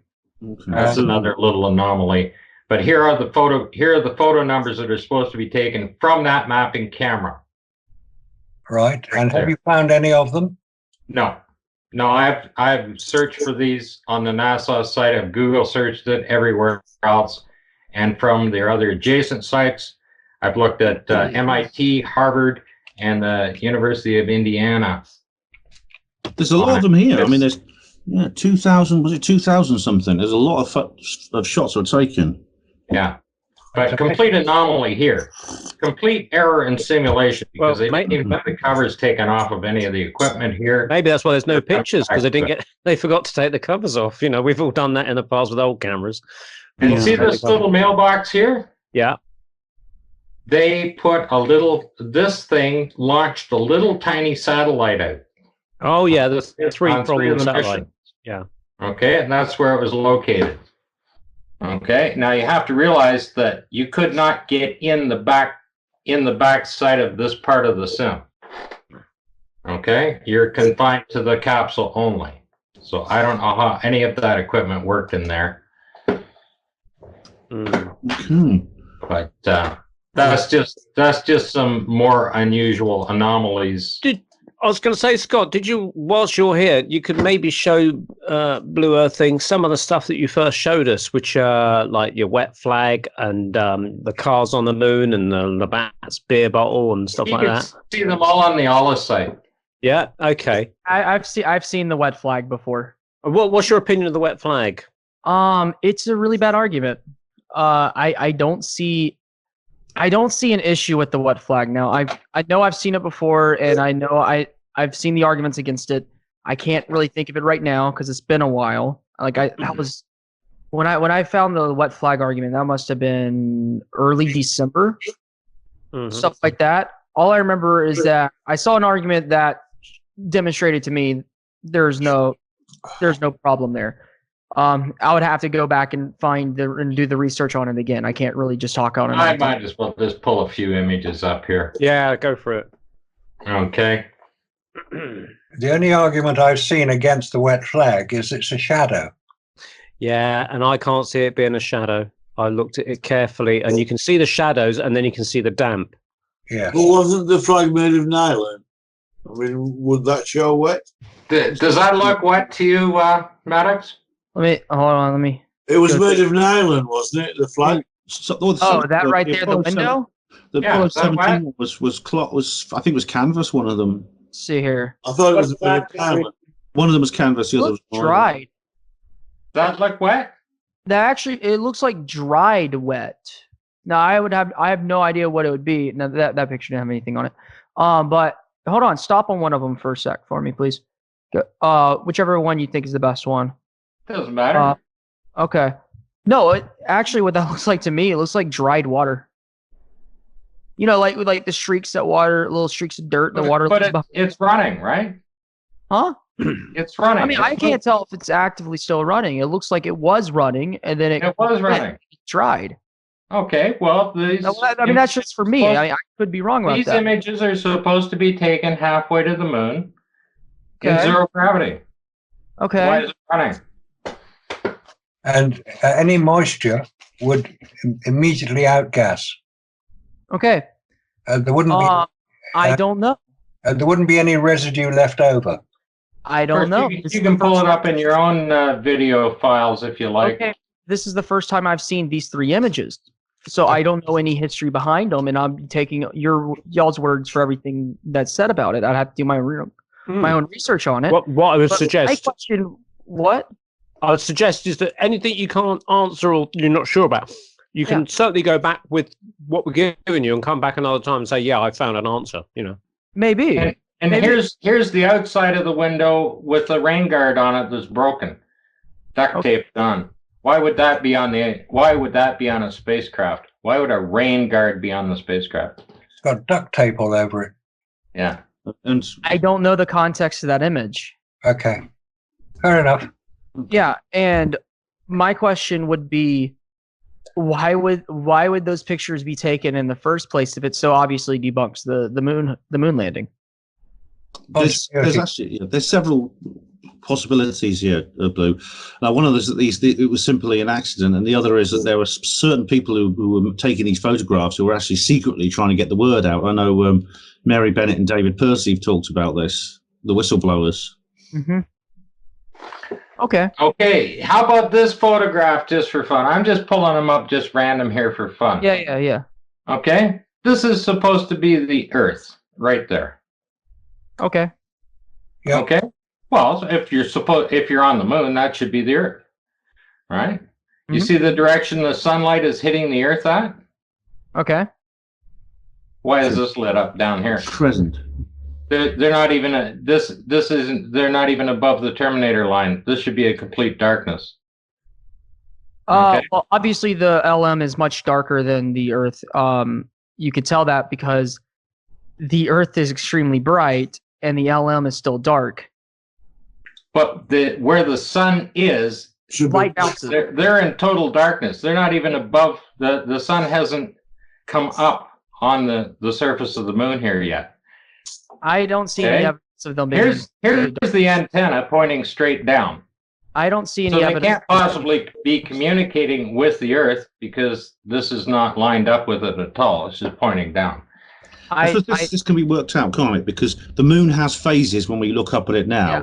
And when you're on the moon and you're looking up, then the Earth would have phases. When were they on the moon in complete darkness? That's why the book was called Dark Moon. Well, which if you look at that, if you look at the angle that the sun is hitting the Earth at, this is the moon would not be lit up because it's literally on the other side of the planet. Just look at the angle that the sun is hitting the Earth at.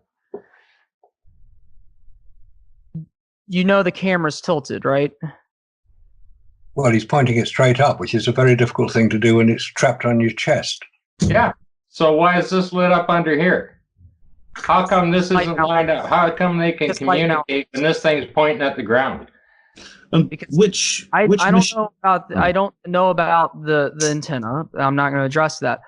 Light bounces, and a lot of light bounces off the surface of the moon. And I would love to know which Do you know, just a minute. Bounces around like JFK's bullet does, eh? One at a time, guys. One at a time. Okay. No, it's be important, I think, to work out what mission this was when this photo was taken, and it may possible there's an anomaly with the phase of the Earth and the lighting effects. I don't see why you would think that this picture was taken while on the dark side of the moon, or while the moon is dark. Here's the whole Marcus. series of them.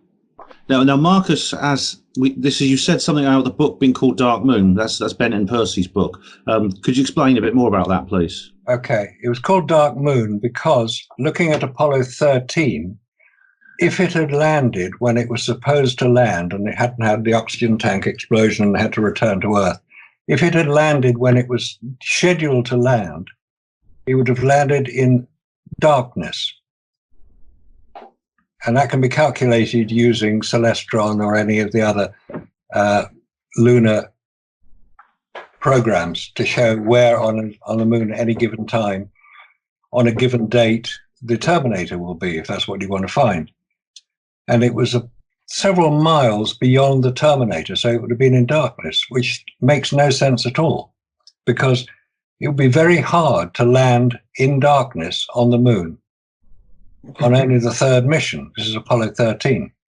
And then there are so many other anomalies with Apollo 13 that one has to question whether it actually got off low Earth orbit in the first place. Because what was a capsule doing being recovered by the Soviet Navy from the Bay of Biscay the day after Apollo 13 launched? Which does seem a bit strange because it wasn't supposed to go anywhere near the Bay of Biscay, any launch. But if the Russian Navy were on an exercise, they were expecting something to happen. They knew when the launch was going to take place, April the 11th. On April the 12th, which actually is tomorrow, 50 years ago tomorrow, Right. on April the 12th, the Russian Navy recovered an Apollo command module from the Bay of Biscay. They put it onto one of their ships, took it back to Murmansk, and handed it back to the Americans 6 months later. It's now on display at Grand Rapids in Michigan, but it's sealed until 2076. What's it doing being sealed? Where's the official Apollo 13 command module? So there's a serious anomaly here. That recovery of the command module was reported in the Russian press. It was reported in Stars and Stripes, the American military magazine, but that was all. Until somebody started looking into the events that took place, and they were very, very strange and weird events.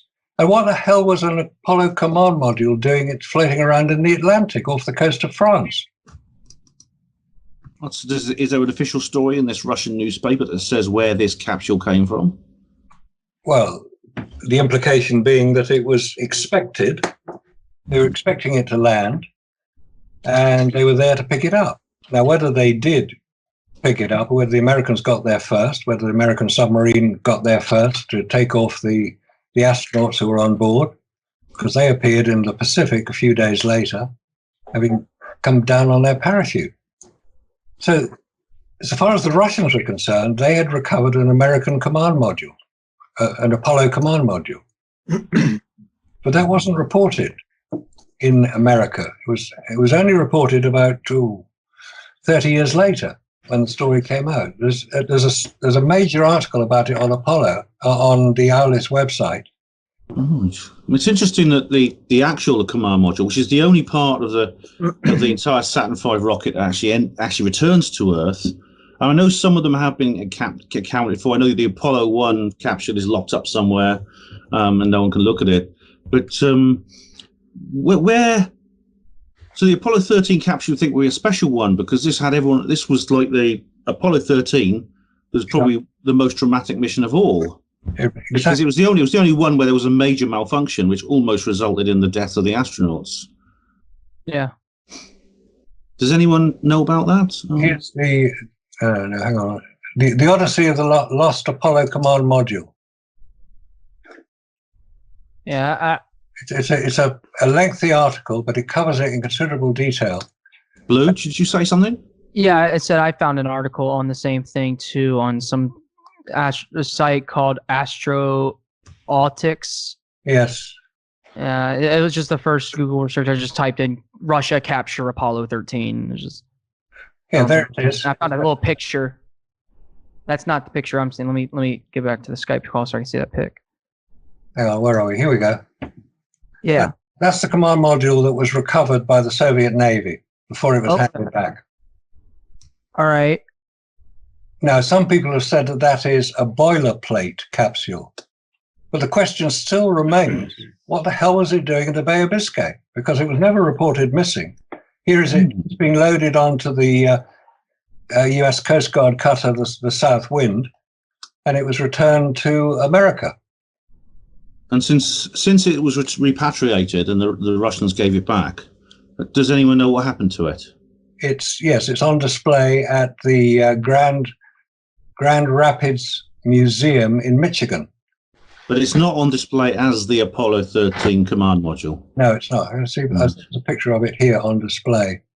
No, it's not labeled as the Apollo 13 command module. I would say I don't know where the Apollo 13 command module actually is. The Apollo the Apollo 13 command module, that's in Kansas. Okay, that's the one that was recovered by the Soviet Navy. It's called BP boilerplate 1227. That one right there? Sorry? That one right there, the little white triangle right there? That's right, yeah. Okay, yeah. It's been sealed. Nobody can look inside it. At the Van Andel Museum Center, Grand Rapids, Michigan. Can I ask what is meant by... Be sealed. Sorry, Blue, to interrupt. I just wanted to ask what was actually meant by boilerplate. It's a non-functioning command module. It was used for practice when they would astronauts would get on board and it would drop it into the sea and they would practice getting out of it. Okay, right. And the other one, what Blue was just saying, is in Kansas. You said that's the actual command module for Apollo 13. Yes. Right. Okay. Here's the article on the same event from the Russian perspective. So you've got two stories here. This is what the Russians say about it. Same pictures, so we're talking about the same thing. And there's the Soviets. Now, that's the South Wind crew with the Apollo command module in the background returning from Murmansk. So it's a weird story, this one. It's a very, very weird story. Yeah. There are all sorts of pictures, all sorts of accounts of ships appearing at strange times as if they were preparing to be there for this rendezvous. And the people who crewed these ships are also quite mysterious. This is the Russian submarine, it's a K-8 submarine, photographed around it, and obviously you can't tell where it is specifically.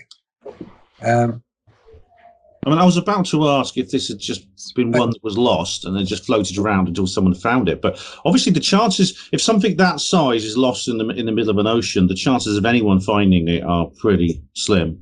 It might have had a beacon on it, perhaps. But then why did it have a beacon? Just a possibility, a tracking beacon that maybe the Russians have picked up.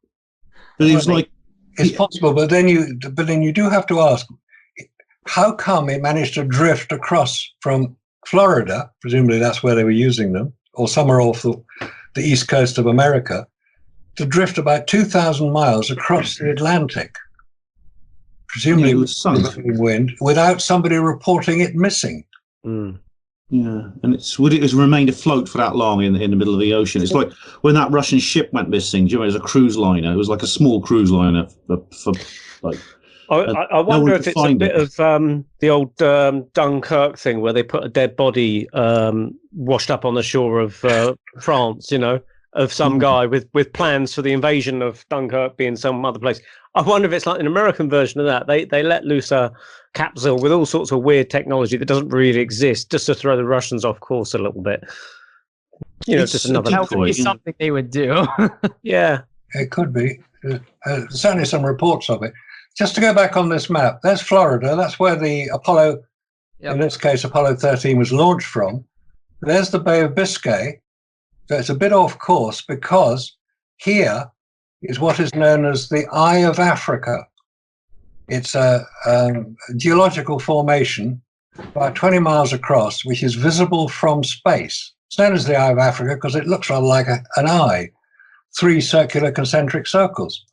Oh, that's that thing in the Sahara Desert, yeah. Yeah, well, it's in Mauritania, about that point there. And as astronauts were launched out of Florida, they would fly across here over Africa, and they would watch out for the Eye of Africa, so they knew they were roughly on course and got to the right continent. But of course, this rather puts a kibosh on the idea that they avoided the Van Allen belts by launching to the North Pole. No, they didn't. Because you can't change direction in a spacecraft. Once you've launched it, you've got to go where it's going. You can't just go into a polar orbit. So, sorry, NASA, you got that one a bit wrong. They didn't go over the poles to avoid the Van Allen belts. They went straight through them.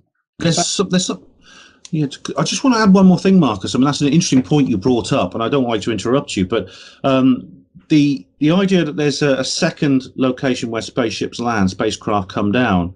Now, the space shuttle was actually launched from the Kennedy Space Center. It landed, I believe it landed at, was it Edwards Air Force Base? Was that where it's used to land? Which is, I think, California. But there was actually an emergency landing spot on the other side of the Atlantic. It was actually RAF Woodbridge in Suffolk. That's right. And where Larry Warren used to serve. And so where the alien appeared in 1980, the UFO. But that was just like a bit of what's the word? Is that James Oberg? Oh, yeah, that's James Oberg. Yeah. But it was just a little bit of it was kind of anecdote that came up when I was looking into the Rendlesham Forest incident. Yeah. The space shuttle, there was actually an emergency landing spot. The space shuttle, for some reason, had to come down on the opposite side of the Earth in the other hemisphere. It had somewhere it could land, and I'm kind of wondering. I mean, obviously, maybe Blue or someone knows more about this, or maybe Scott. But was there similar plans for the Apollo missions? Easter Island was also one of the emergency landing sites for the space shuttle, which is why it got opened up as a tourist site, because space shuttle never landed on Easter Island, but a lot of tourists managed to. So presumably it's got a 5 mile long runway then, like the Air Force. There's varying documents on the first abort sequence that can happen on a Saturn V rocket. Okay, and you must be in space. Yeah.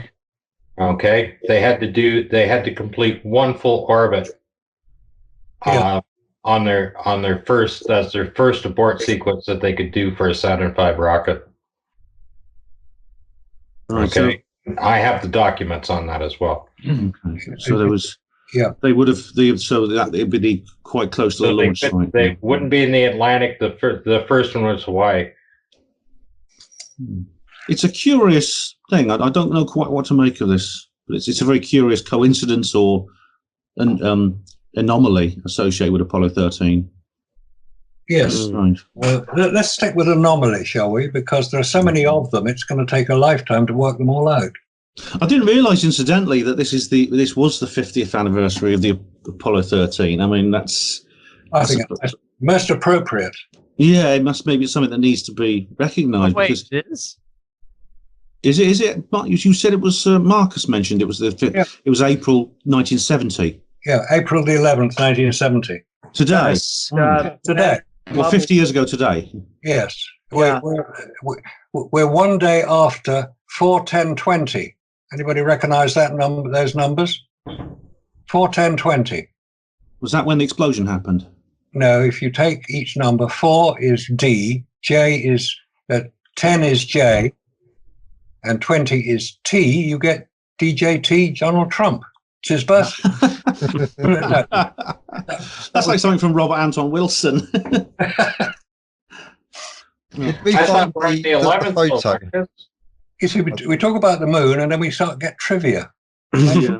I was just wondering, like, about Apollo 13, because, of course, as I said, this is probably the most exciting mission for the wrong reasons. I mean, well, perhaps Apollo 11, but because there was a major malfunction, because everyone was for a few days, everyone was really scared that those guys would never get back home. So if everything else was fake, then presumably this was faked as well. I mean, why would someone fake a space disaster? Was it because they, I can't remember who I heard this from now, is that they'd already preset the time that it was going to land, and someone had spotted something about the fact that, oh my God, that's on the dark side of the moon. How are we going to get out of this one? So the whole idea of having an explosion in space was a get out kind of clause. Yeah, that was that's what I wrote in my book, and I didn't. Maybe I read it in yours. Yeah. Yeah. No, I'm not saying that that's the reason. I'm just saying that that was a possible scenario that, that could explain why they come up with that. I mean, I threw that in there just to get the reader to think and to research. There's many other possible reasons. But there's one point that I want to bring out, and Marcus was talking about the Apollo 13 landing on the dark side of the Terminator. The counter argument to that is, well, no, they would have landed slightly on the sunlit side of the Terminator. But if that's true, and I'm going to be talking a little bit more about this in depth in my second book, but keep in mind, the official versions has Neil Armstrong and the Apollo commanders of all the 6 missions doing a visual landing. We're not talking an instrument landing here. We're talking visual. Yeah.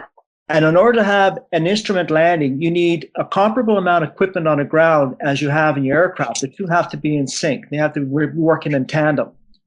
So if this was a visual landing, and if this, even the argument about, well, they were slightly on the sunlit side of the Terminator still doesn't hold any water for the simple reason, if you're on a visual landing and you're landing in very unfamiliar terrain, you've got shadows, elongated shadows, more different shadows to deal with. That would have to be factored into the lunar module simulations, and I haven't found any evidence that that was factored in yet anyway. So that's another thing to keep in mind. So either argument doesn't hold water for NASA. Trevor, you've been quite quiet. Do you want to say anything? No, I'm just interested actually in what's there. There's a lot of new things for me. No, I'll make a presentation next session, I think, is the Trevor, I just want to say I read your book. I read your first book. I finished it, and I quite enjoyed it. I have your second book I'm going to start soon. But if it's anything like the first book, I'm sure I'll enjoy that too. Yeah, I mean, the first book was basically impartial. I actually believe they went to the moon. Yeah, I picked up on that. You did the second book, but you still brought up, it was a good counterpoint in the first book, and I thought it was well done. Yeah, I mean, the only thing there was the chapter 19, the smoke and mirrors videos. I couldn't find any pro-NASA people who commented on that. Yeah. I don't think any pro-NASA people have commented on it because I don't think they're even aware of it. I've not seen any comments. Well, Blue, is your chance. Have you heard of this? I have not. Oh, some homework for you, Blue. I think NASA has commented on it. They've been pulling it down from everywhere off the internet. That is a type of comment, isn't it? It's still on my site. Right. It goes with the book, so you can still see it on my site. Yeah, no, it's good that you've archived it there. Well, I've archived it everywhere. Blue, some very things to look at on there. Yeah. There was one point, Marcus, that you were discussing with Blue on that last session you had. Yeah. About the lunar landing sites, the coordinates. Yeah. Yeah. And if you remember, there were many different versions. I mean, for Apollo 11, and these are all NASA figures. Yeah. They're all NASA documents that give many different versions. And on Apollo 11, one pair is 20 kilometers apart. Yeah. I mean, I've still got that. But what I did find from that is that a lot of those original documents have now been deleted. Yes. Yes, I've been trying to archive as many as possible. Yeah, me too. And But I didn't. I have, and then I compare them with the updated files that they're putting out. Unfortunately, I didn't do. I mean, That's I'm interesting. just going to share my screen now for the. I'll just find it. Those are the different coordinates for 11, 12, 14, 15.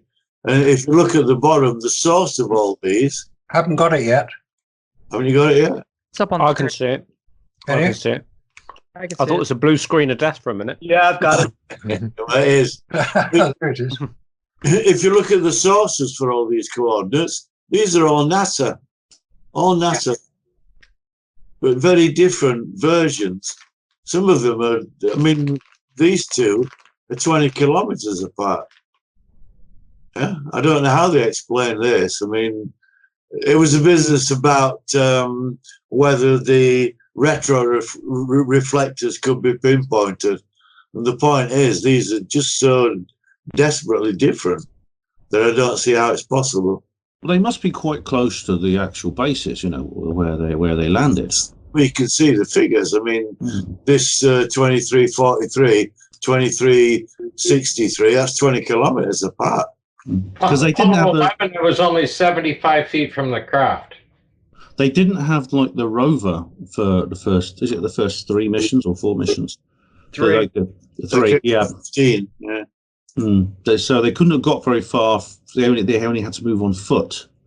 And those are the coordinates of the LEM, of the lunar module.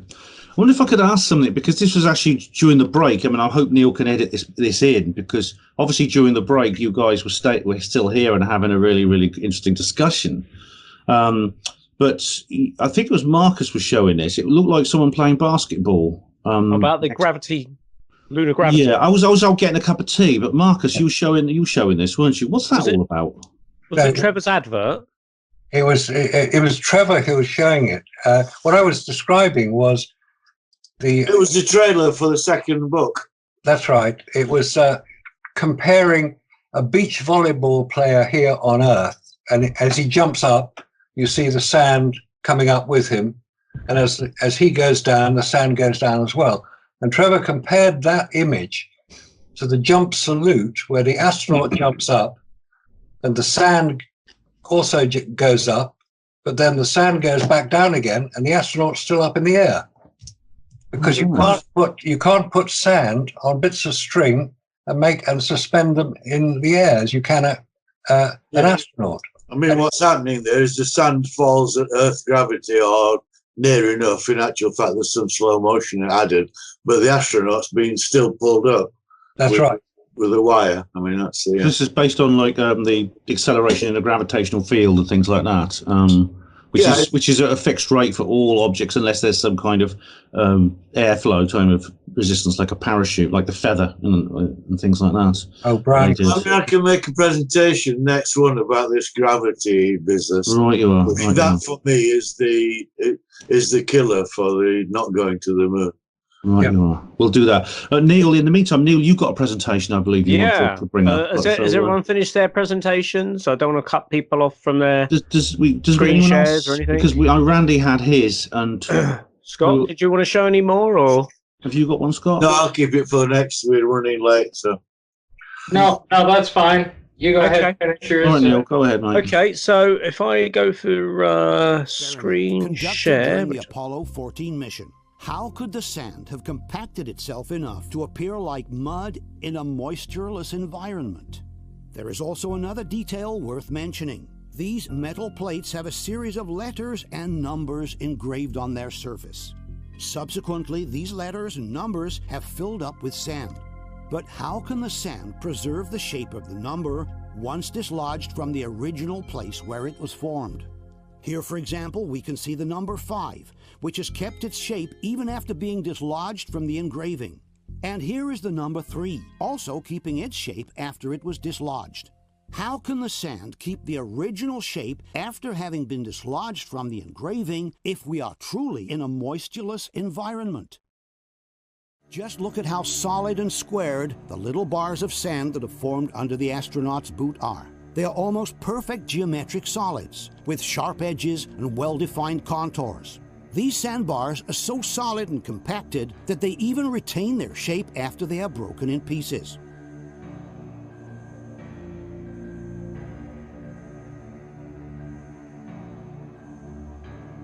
It's as if we were looking at a clay model that has later dried up in the sun.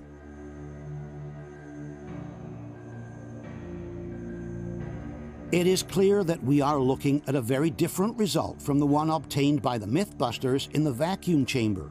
If we were to break apart or even just try to move one of these sandbars, they would certainly not remain compacted, nor would they retain their shape.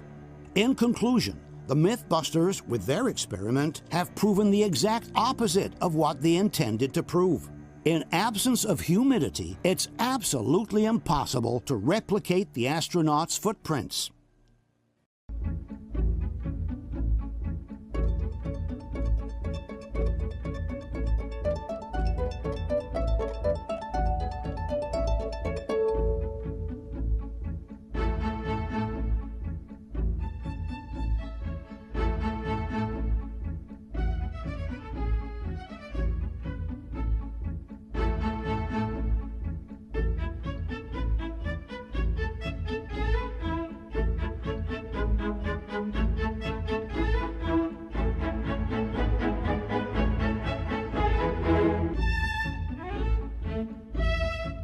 If it's true, like many believe, that the Apollo missions were filmed in a studio on Earth, one of the biggest problems would have been to simulate the lunar gravity, which is about... We've got to bear in mind as well, gravity on like Earth. one tear in that spacesuit, The most just common one technique tiny to obtain tear. such an effect has always been No, the no. use of steel wires. And it would depressurize. Extremely thin and invisible to the argument. camera. Okay, can you counter that argument? Yes, I can. The Go for it. spacesuit had many, many layers. It wasn't thin. It was thick for a reason. How many layers did it have? Crap, I can't know off the top of my head, but it had somewhere.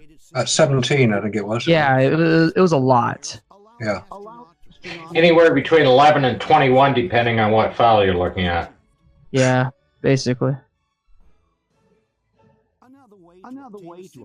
But presumably they were very thin layers. I mean, you couldn't have 17 layers of, you couldn't wear 17 t-shirts, for instance.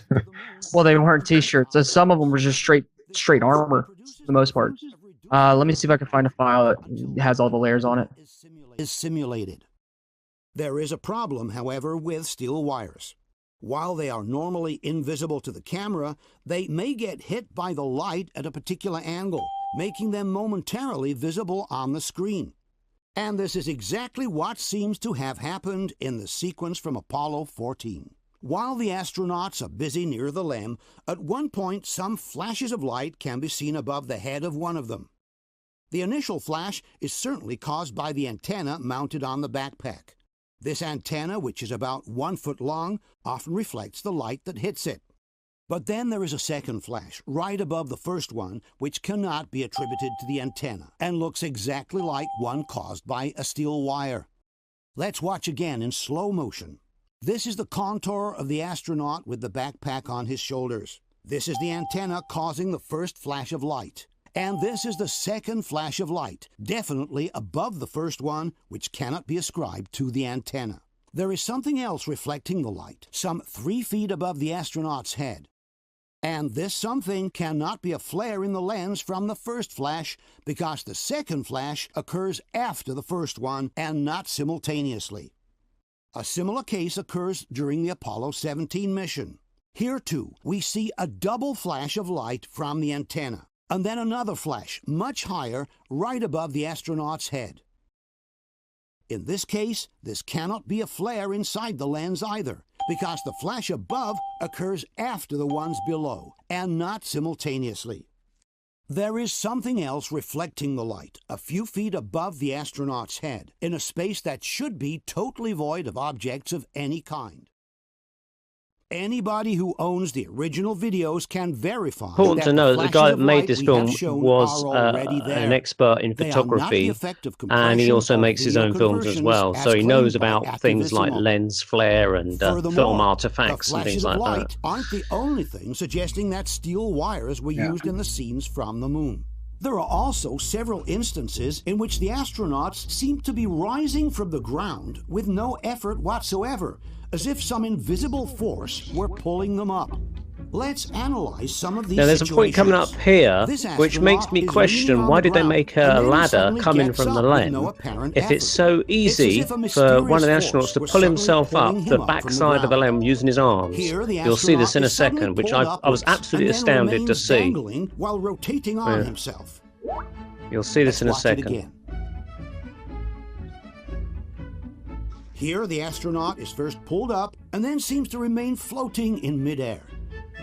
That looks like wise, definitely. A puppet hanging from some invisible string. Especially the weight of that backpack, you would fall back. The fallen astronaut gets up from the ground It as seem if to be a off center, mysterious force were pulling him Yeah, look up at that. through Look, his whoa, he's backpack. pulling up on wires. Let's watch it again. Look, from and he's up touching close. his helmet. He's not even... Yeah, that's really getting pulled up. You can't do that. Here, the astronaut is looks working very with some weird. tools when suddenly a course, mysterious force. Of course, it yanks him looks upwards weird, and and they're in to a his pressurized right. suit on a different on the moon. Let's watch it again. I Okay, expect it to look weird.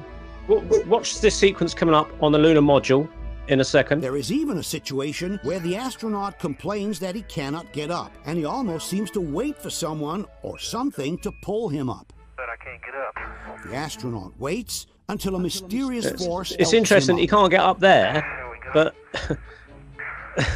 In this case, the not the same astronaut astronaut, but he falls pulls himself forward, up somehow literally the remains side of the suspended backside of in the midair. lunar module. In fact, if we And look I don't know more how much closely, these suits we weigh, and notice I that know he supposedly first 1/6 remains of the floating in gravity. midair. Then But a it makes you mysterious question, force well, why did pulls they him bother upwards. putting a ladder there? If it look, Here here, we this have is the a case of sequence. Watch this apparent guy. levitation.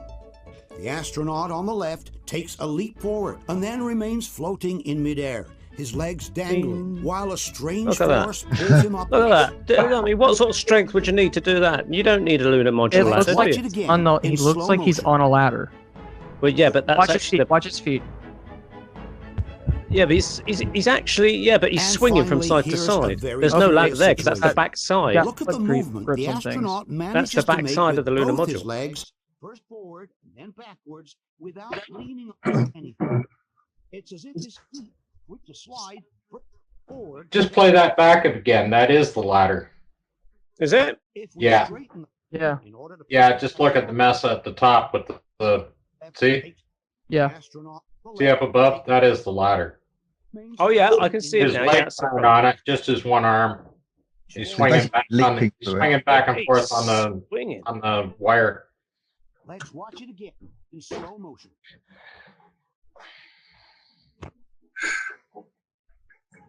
At one point, he doesn't even have any hands on. Covering seems Yeah. to be moving by itself. At first, we cannot tell whether it was the astronaut who touched it. But then we see that while the astronaut is brushing the dust away, the thermal cover floats by itself more than once, as if a soft breeze were lifting it from below. There is also another curious case, again during the Apollo 16 mission. When one of the astronauts closes this flap on the rover, we notice a puff of dust being blown upwards. Let's watch it again in slow motion. Some may suggest it could have been a vibration to move the sand. But in reality, the entire Now, this rover is is interesting. covered by sand. If there was a vibration, all the sand would move at once. Here instead, the sand is blown upwards in one specific spot only, and exactly next to the flap being closed. We see that while the astronaut is brushing the dust away, the thermal cover floats. Okay, so how I'll just get rid of this. So there we go. Get rid of that. I shall stop sharing my screen now. If I can. Well, thanks for that, Neil. That was interesting. Okay. That was a pretty cool video. That is something I'll definitely have to check out, and I'd love to. I've been wanting to do a series on documentaries. Now, Material for your channel there. It is. can you still see my mouse? Because I'm not convinced Yeah, I've stopped. it's the mouse, yeah. Right, so I've got to stop sharing the screen. So bear with me. Stop sharing. There we go. So now it should revert to. You can't see my mouse. That's cool. Okay. So the flap there was the thing that I was curious about. The flap where you got an astronaut dusting something like a solar panel or something on some contraption, and then he moves away, and this flap to the right of it, like a gold flap, sort of moves up and down a few times as if it's suggesting that like a breeze or something is blown on there. Any thoughts on that, Blue? My first thought is that could easily just be the astronaut hitting it to where the astronaut's moving right out of frame. That is very zoomed in, and we can barely even tell what's happening. So I wouldn't see how that could be used as evidence to show that there could be wind or anything like that. Now, possibly, yeah, there could be wind on that one bit. But what I'm saying is I don't see how that can be conclusive anyway. Possibly wind on that one bit, you mean? Well, yeah, like if the moon landing was fake, then that could be wind. But I don't see how that single clip can be conclusive either way, seeing that it's so zoomed in and it's so low poly, to be honest. Okay. Scott, have you got the images of the oil on the lunar rover and kind of dust stuck to the oil with the wheel limb? I probably can pull that up. That would be interesting. Just give me a second. I would love to know how everybody thinks that the moon landing, the video was faked. I would love to know how everybody thinks the moon, all that. A set. Was in like how in terms of the mechanism of the. Yeah. Like how in terms of the mechanism. I mean, if you don't know, you don't know. It's just I just want to. Well, it's simple. Just read the Finney file. It's something we've 643 pages long there. Which file? Finney file. Finney file. It's the complete documentation of all of the all the practice training, everybody that's involved, the locations they were at, how they did the geological, everything right through.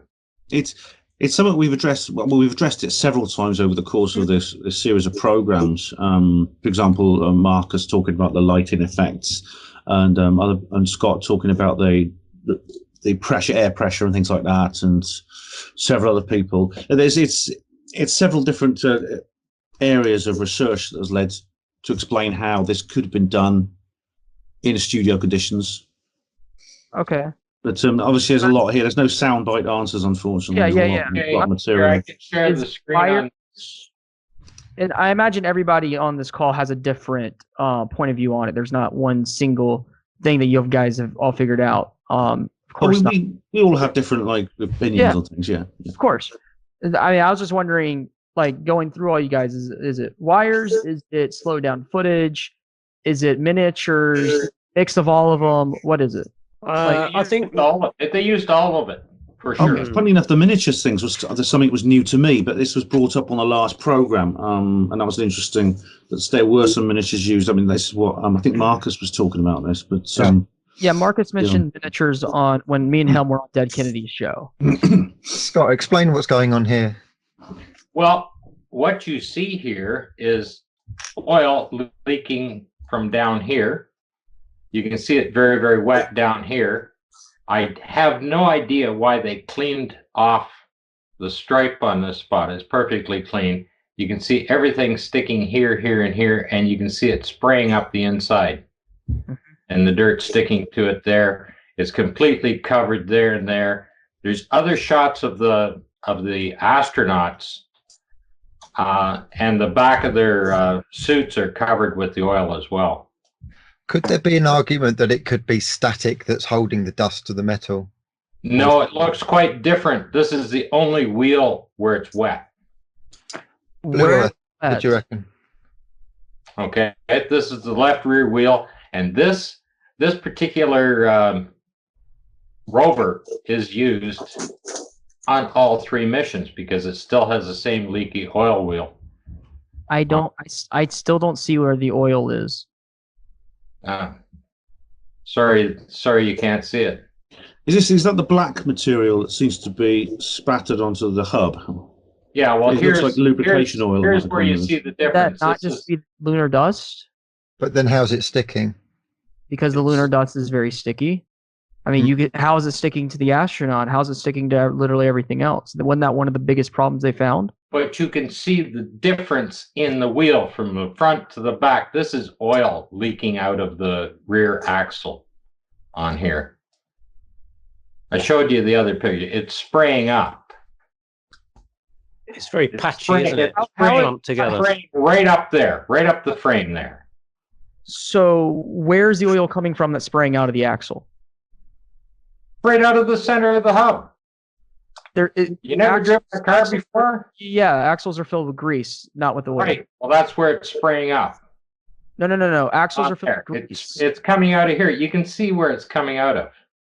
You can see where it's very wet and sticking all around. It's not like other dirt.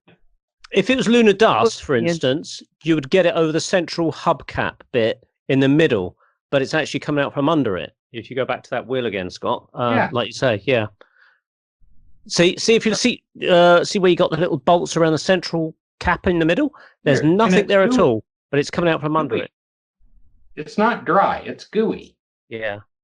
It looks like wet mud. And this is a very distinctive mark on it here, where it's spraying up.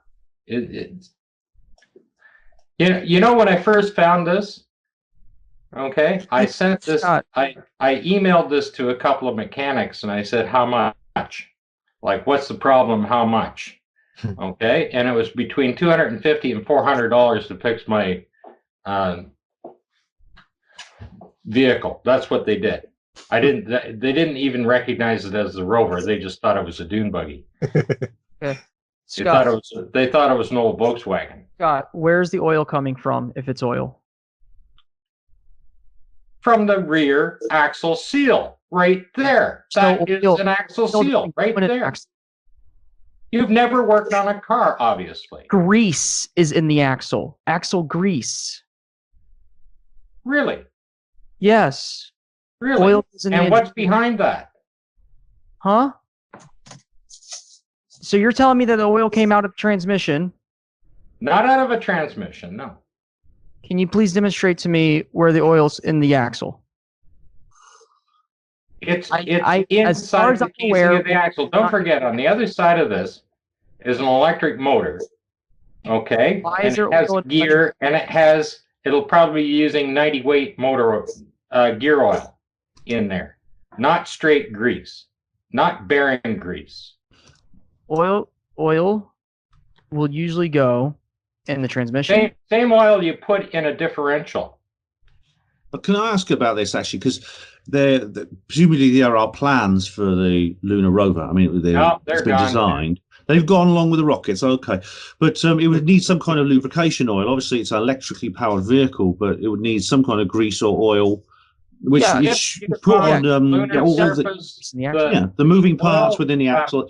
You mentioned the differential. It's got a few moving parts. There's possibly like suspension, the springs and things like that. I mean, have you ever seen anything like this on a normal car? I mean, Scott, did you say you've seen this effect before on like a dune buggy? You mentioned your mechanic said it was a dune buggy. Yeah. Does that actually happen on a normal car, on an Earth car? Absolutely. Just drive a Dodge pickup truck. The rear axle seal's leaking and all like that's lubricated right through inside the casing, right through from the differential out to the outside. Then there's a seal, and then you have grease for your bearing seals. But when that breaks through, it just leaks out everywhere. I mean, is there any other? If you're on the lunar surface and it's liquid, it will evaporate. Is there any other pictures from that same mission where the wheel is clean, as if some mechanic spotted that and said, "Cut, guys, we've got to cut. Let's get in here and let's clean this up before we carry on." But the thing is, that's Apollo 17, and the same wheel is apparent in Apollo 16 and in Apollo 15 as well. That's the whole point. It's the same rover being used over and over again. And now I'm going to pull a file up. I'm going to pull a file up. What did you say, Blue? Back. Is it possible that it's just because that the lunar dust is very sticky? One sec, Scott. Is it possible that lunar dust is very sticky and that's just the lunar dirt on the hub? And why only that wheel then? Slash oil or whatever. Why only that wheel? What? What do you mean why only that wheel? Has two. But they're not the same. It's not anywhere near the same. They're not the same. I drive my car through the dirt all the time, and it's not the same on the front or the back. Right. Why? But the other side on the back. I can't see the other side on the back. Not like that. I can't see the other side on the back. Well, then you better take a look at the photographs and study In them. that photograph, we can't see the other side. Instead of telling me you can't see it, then take a look. I can't because don't- it doesn't. You can't see both No, sides. you need to apart at the take same a I don't look. think it's possible to resolve this actually because I mean we don't. I mean it's possible we can't actually feel the substance. It's just an image of some kind of substance. We can't actually feel it. We can't actually see it. Well, we can see it. We see an need image. Darren really because I think he's got the geological know-how. He's going to be back in May, but I don't think we can resolve this right now, guys. But it's an interesting thing that's got spotted, and it's certainly one of the. I think it's certainly one of the things that needs investigating, if possible. What's the other thing he's going to bring up there, Scott? Another shot or something? I was just going to pull up another little. I'll just find it here in a second. Does anyone know what might be the sticky residue on moon dust? Let's say it was sticky. What would cause that to be sticky? I would have thought some kind of moisture or liquid or something, but then as Marcus would say, should outgas. It's very thin oil, according to the smoke and mirrors. A very small amount of thin oil to stop the sand forming dust clouds. And so remember that, yes, that's what gets on the suits and everything. And the NASA position, sorry to interrupt, Ben, and the NASA position is that they're fine molecules of grain that are almost like claws on each other, and they cling to each other, and that's why they clump together. That's the NASA argument, I believe. I've heard it said also that because of cosmic rays, there's a lot of static charge in it, which you get static cling. But it's... I mean, I've also seen, though, in other shots, you see that it flowing quite easily and smoothly as if it's not stuck together, like almost like sand in some of the other shots. So Apollo 16, quite dry. So there's again, I mean, it's these are things that's worth investigating, but I'm not sure it's possible to resolve them from visual evidence alone. With the static cling argument, okay, then when it landed, why is there no static cling on any of the landers? Yeah, it's on the pad, you mean? Landing. Yeah, there's nothing on the landing. The landing pads, even though they're like a concave upwards facing surface, there's no dust at all on those landing pads. That's an interesting idea. Yeah, there should be, shouldn't there? Surely.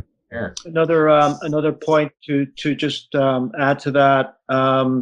One of the things that kept coming up with the lunar module, and this is when it was being built, designed, and built, manufactured, that they went through great lengths to make sure that the whole entire room and building, rather, was sterilized.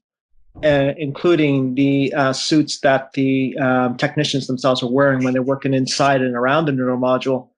Now, I'm assuming that the argument would be that the lunar module inside, the controls, the dials would have been sealed, but still, they didn't seem to be too concerned about fluffing dust all over the place and floating around inside the lunar module, which could have the potential to interfere with fly-by-wire systems. So that's just something that I'm looking into right now. Well, I always remember when I was at school. Okay, here's the other one that I was going to show you on here. This particular image here. This is from their training schedule. Okay, and this is from Apollo 15. And this is the equipment that they were using while they were training, just while they were practicing. So they actually had 4 cameras with 4 mounts for the front of their suits on it. These are the cameras, collection bags, and stuff like that. And you come down here, and they actually have 4 PLS mock-ups. They're not the real thing. They're just to practice with. Okay? Show us, Scott. You have to realize that when they're practicing here on Earth, you can't have a super heavy suit. You cannot have a 180-pound suit on an astronaut, okay, when he's practicing on Earth. This is from located at Flagstaff where they were doing this practice, and it was chosen over top of any of the other locations because of it's at 7,000 feet and it's a much cooler environment, and they're going to be overheated in the suits when they're doing a full simulation. So they actually made a suit that was much lighter. The PLS mock-ups, basically all they had in them was a couple of cooling fans and a little battery and the radio set with their antenna. That's all they had in them to lighten them up. They had extra batteries, and they always had 2 rover type vehicles on every set when they were using it. And that's when I'm showing the multiple rover tracks. Okay? Because the same thing that they were doing in their practice were the actual final simulations. Okay? See any pictures? Anywhere. I think we've got Marcus's screen. Yeah. link. I haven't seen any of that. Sorry about that. It's just that I can't see what Scott is sharing at the moment. Yeah, Yeah, I can't neither see can it. we. I think it's I think- behind our images there. Oh, okay. Yeah. Can you see it now? No, I think Marcus's screen is being Oh, shared. okay. Oh, there we go. I can see How something. about that? Right. There we go. Okay, there we go. Okay, that's the original list. Yeah. Okay, but this Okay. is what they took out when they were just training. But this is exactly what you see in a final simulation. Okay, the 4 PLS mock-ups are right there. Right, they're not the real thing. All of the experimental equipment were just mock-ups to practice with. They weren't functional pieces of equipment. Okay, and right down at the bottom, they always had 2 rovers with. Right, just while they were doing the practice. That's exactly what you see in the final simulation. In the actual photographs that they claim are the final simulations are just shots from when they were practicing. Are there 2 rovers, Scott? I mean, like you mentioned, they reuse rovers. Are there 2 rovers in each simulation? I'm like in the final, what we They were only supposed to have 1 with them. Yeah, and there was 1 per mission. But you can see multiple, and they were hand-built machines, so even the tracks are different. Okay? And if you watch any of my videos, you'll see that there are multiple rovers in there. Even the frames are built differently. Okay. Okay? But they also had 4 PLSs, mock-ups. Okay. They're just covered over pieces of aluminum to do it. They couldn't possibly. There's absolutely no possible way you're going to run around with 180 pounds of equipment on just to practice in, not in Earth's gravity. Excuse me. They wouldn't be able to bend over. That pack alone is well over 100 pounds. You wouldn't be able to bend over and pick anything else up, right? The entire stuff weighs as much as them. And if you read the Finney file, which I keep saying that you got to read the Finney file, it is an extensive thing on the training. It shows where they went for the geological rock locations. From Antarctica, they're in Nevada, Arizona, Hawaii. California. There's even a cinder lake in California. So the Cinder cone, actual the schooner cone, and it even gives you the date, the time, the number of people that were there, the purpose that they were going to that location for. It has like all the dates, times, everything are in that file. So the final result of what you're talking about, what we call the Apollo visual record, was actually done on these very missions. So it was created on these missions. Those were their training missions. Nice. Okay, and it even shows how they selected Flagstaff as the final location, and it's because it had the right type of soil. Houston wanted it. They couldn't get it. It was far too warm there. They didn't have the right location or the right soil conditions to do the simulations. So when Flagstaff was chosen, they blasted out the craters and did the Moonscape there. They also built Hadley Ridge there, Hadley Rill, on that location to practice with. So Are that's these things exactly still what there? you see in They the- shot it outside? Exactly what you see in the photographs. So they shot it outside. They shot at an outdoor set at night. You must be at night time if they were shooting outdoors. If it was shot outside, They're shooting outdoor for a All good right. portion of it. okay. They had indoor simulations for lunar orbit, lunar landings. Yeah. All of those things were done on the other simulators. All of that equipment was there. Are And these how- They located? had a 120-foot high gantry crane, 300 feet by 600 feet long, to simulate the landings. and you can even see the videos on that. All right. How do you account for the inverse law or inverse square? What are you talking How about? do you You're account for talking the about inverse square? communications now. How do you, the inverse square law? How do you account for that? Is this the gravity? Is this to do with No, gravity? this is not gravity. This is lighting. That if something is if something is twice as far away, it's 4 times dimmer. Because they're using miniature sets. No, they're using outdoor sets. Doesn't matter. No, it does matter. It absolutely matters. Go to Daytona. What do you mean? Yeah, there's many lights. If you look at the ground at Daytona, Exactly. There you go. Jeez. There's a How bunch did of you figure shadows. that out? They can light it up. No, they can't. ran and watched them light What? up the They entire can't. city. Hey, one at a time, guys. One at a time. Buddy, One at a like, time. they cannot. You're inverse square law. Just Listen, you're Maddox, oh my go God, get an dude. education. Read the stuff. Have you read the Finney file? Have think you this- read any of it? None of it. You haven't even watched my videos. Oh my We're God. talking here about like Just a little child. And Hey, I want to tell you that to your face. Scott. You know None of nothing. that, please. Yes. Come on, come on, none of that. I It's an know. interesting. No, he's making a point. He's making a good point, right? It's what if this was artificial lighting? It's a valid question. Exactly. What form Well, did we this weren't take? talking about artificial lighting. We were talking about those sets Because Yes. Marcus, and maybe where they were Marcus, located. If he wants to talk about lighting, he can read about it. because like Marcus brought this up in detail, like because he talks about like there was fill-in lights. I think Marcus is frozen. I think Marcus, you're right. Oh, you're okay. Because if there was like one single light, then maybe what Blue said is valid. But maybe there was more than one light. Maybe it was a large spotlight, like at a race, like a motor racing circuit, like you said. Okay. Or maybe there were like reflector boards. I mean, Marcus, maybe you can bring. Address that? Can I? Yeah, can of course. what you just said? All right. So the reason why we pretty much know it can't be a one single light is because they don't make lights big enough that can go as far out as we see in the thing, or we see in the pictures. We see the sets go on very far, like extremely far, hundreds of meters in the back. And now you can say that's a miniature. Okay, then that can be a miniature. Or if there could be a backdrop, okay, there could be a backdrop. Please demonstrate how there's a backdrop. But if there's a one single light, then there has to be a drop off in that light. Realistic. There's a reason. Here we go.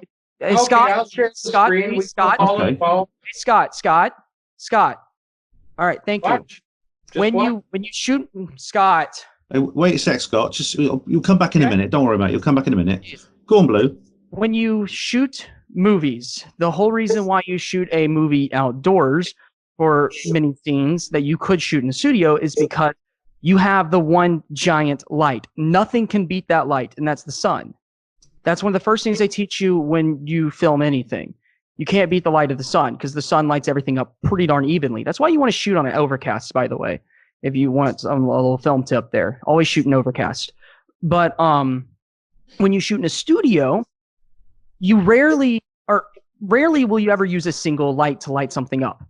And that's because you can't light everything with a single light in a studio. You have to have multiple lights because none of them are powerful enough to simulate the sun. Now they can for a very small scene, for like a very small set, but if you want to take the entire studio set, you have to use a bunch of things. And that's why in movies, you rarely see the ground.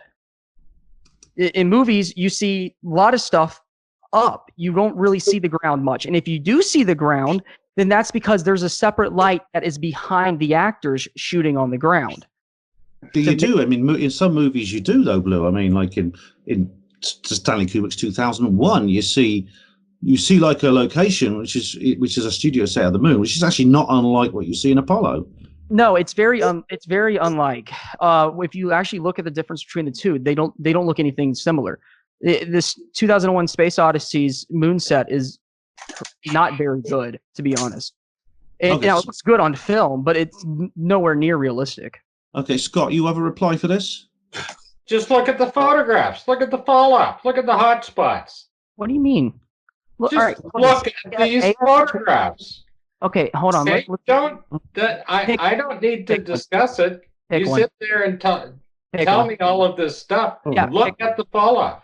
So the lighting effect you see here, Scott, is what? I mean, is this you can see here that this is studio lights? That's what you're saying?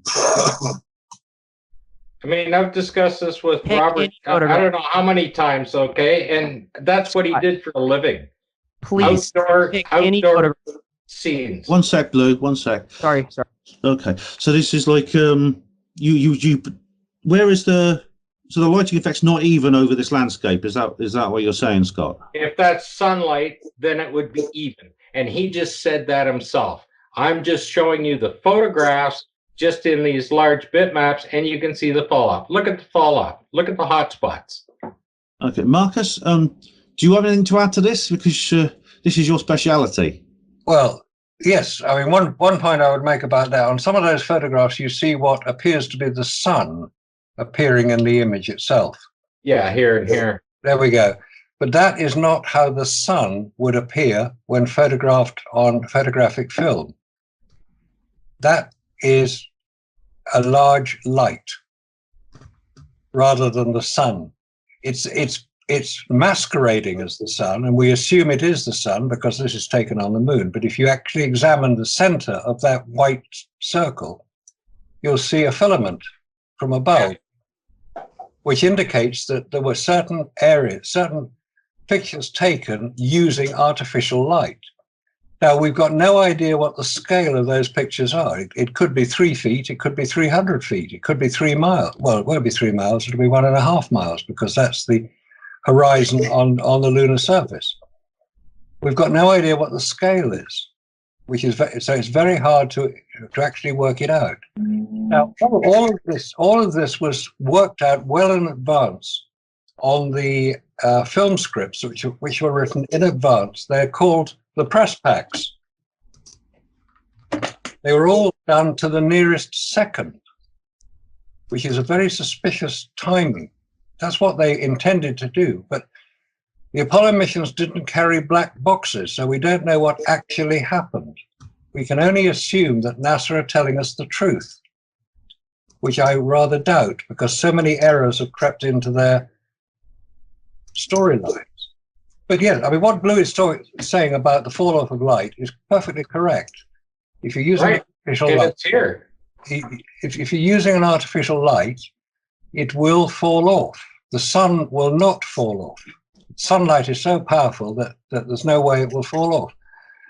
Anybody looking at these would say, yes, there appears to be fall off in some of these pictures, which shouldn't happen if it's being illuminated by the sun. If it's being illuminated by an artificial light, yes, you will get fall off. And some of it is rather more obvious than others. And you can say, well, you can tell what size the astronaut is, so you know how big the picture is. But how do we know it's the real astronaut and not a miniature? And these are some of the problems that keep arising with analyzing Apollo. It was a very sophisticated exercise in creating the Apollo archive. Very sophisticated. A lot of work went into it. My view is that it was done at Lookout Mountain Laboratories in California. The interior shots were done at the same place that Tom Hanks filmed From the Earth to the Moon, Menlo Park, near San Francisco. And some of those images, which we know were taken here on Earth, appear to show a very good facsimile of what we have seen the Apollo images allegedly taken on the moon. So it is very it's very easy to say, well, of course they were taken on the moon. You can tell, look, it's all a weird, the moon surface is very reflective. Yes, it is reflective. 8% is what it reflects. Not a great deal. But then you have to take into account the ability of photographic film to record that amount of light in relation to all the other levels of light in the same scene. And that's why most photographers will use fill-in flash, fill-in lights, or reflectors. On the moon, there weren't any of these. Guys, it's we're going to have to end it soon. I'm afraid we've been good for so long now, but this has been really great. It's been really interesting and to go through these issues. So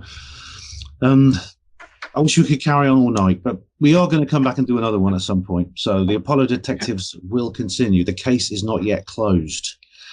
But in the meantime, I'd just like to say thanks very much to all of you for being on here. And Blue, in particular, Blue has...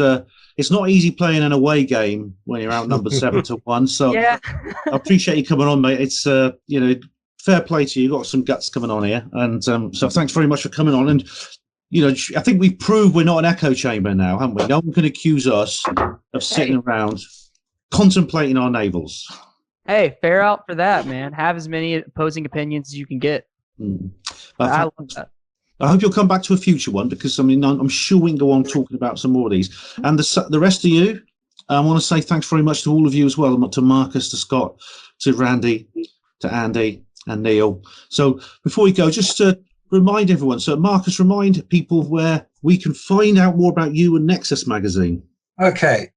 Nexus Magazine, the world's greatest alternative news magazine, required reading for anybody with an open mind. Oh, I like that. Available in any open bookshop. There are not many of them around, so we're getting a lot of people who are phoning up saying, give us a subscription, I can't buy it at the shop. If you want to contact me, 2 ways to do it. nexusmagazine.com, press the contact button and address an email to me, I will receive it. Or go on to aulist.com, that's AULIS, aulist.com, use the contact feature there. That will be sent to me. So I would look forward to hearing from anybody who thinks I'm talking complete rubbish. And also, thank you. Also, from anybody who thinks I may have 1 or 2 valid points to make. Because there are some valid points. And Blue and I have had a very interesting discussion previously about it. And I think we agreed to disagree on certain things, but we did agree on quite a large number of areas. Well, Marcus Allen, thank you very much. Scott Henderson, you're back for another Apollo Detective, so thank you very much for being on this particular one, the 6th one. If people want to know more about you, me on. You're very welcome. How can people find out more about you and what you do? Well, I don't keep an active website. I do very few videos when it comes down to it. Most of my stuff is just in my own personal research is what I do. And when I have completed an entire session on it, David Percy usually posts my findings on the Hollis website, and that's where you'll find great stuff. Detail of my work. Great. So check them out at owlist.com. One of our new Apollo Detectives, Randy Walsh. If people want to know about you, I know you've got a book. Do you have a website or anything like that? Sure. About you? Yeah, sure. You can check me out. I have a YouTube channel, and I do post videos, several videos so far in the Apollo series. I've also actually posted a video of my flying, just to prove to people who were calling me a fake pilot. That was kind of fun. That's all CGI. I saw it. Is the Earth flat? No, only kidding. So, hey, don't get me started on that. You can check me. You can check me out on my YouTube channel, my Facebook, if you want to check me out there at author Randy Walsh. And for those of you who want to send me an email, I have an email in the book.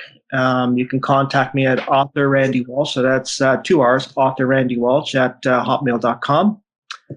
And so, please do. I say to the viewers, I do get a lot of emails and a lot of messages on Facebook, and I try to get to as many as possible, but sometimes it's not possible, but as many as possible. But and of course, I have my 2nd book coming out. I'm hoping it'll be out by June or July. It's a bit of a slowdown right now, given the situation in our respective countries. Hopefully that will end soon. But I just want to say, my first time here on Apollo Detectives, I really enjoyed it, especially the spirited debate we've had, including my debate with Maddox. Quite enjoyed that too. So cheers to everyone, and I will be back if I'm invited. You'll be very welcome back. Randy Walsh, thank you very much.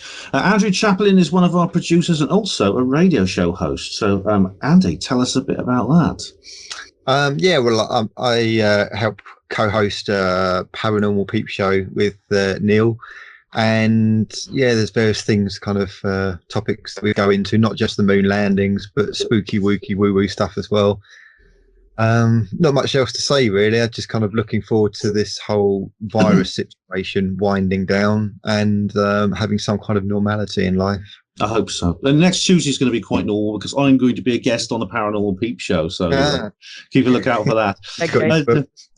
So thanks, Andy. Thank you very much. Trevor Weaver, hello. He's been a bit quiet today, but he's not on all of them. But where can people find out more about you and what you do? Basically, from the books, really. That's all I have. There's a website that goes with each book. Yeah. As I say, there will be a new book out, I hope, in June this year. Right, you are. We'll look out for that. And the man without whom the Apollo detectors would simply not exist, Neil Geddes-Ward. How are you? Where do people find out more about you? Well, they can find me on Facebook. Neil Geddes-Ward is easy enough, I hope. And if anyone wants to email me, they can email me at Neil, Neil, at Geddes-Ward, GEDDESWARD.co.uk. I'll put the text on the screen in the edit. I'd just like to say thank you for everybody taking part, and I'd also like to point out that all the people here that have taken part, they didn't just start off on the foot thinking everything was fake. They actually, everyone here started off on the foot thinking that everything was absolutely true.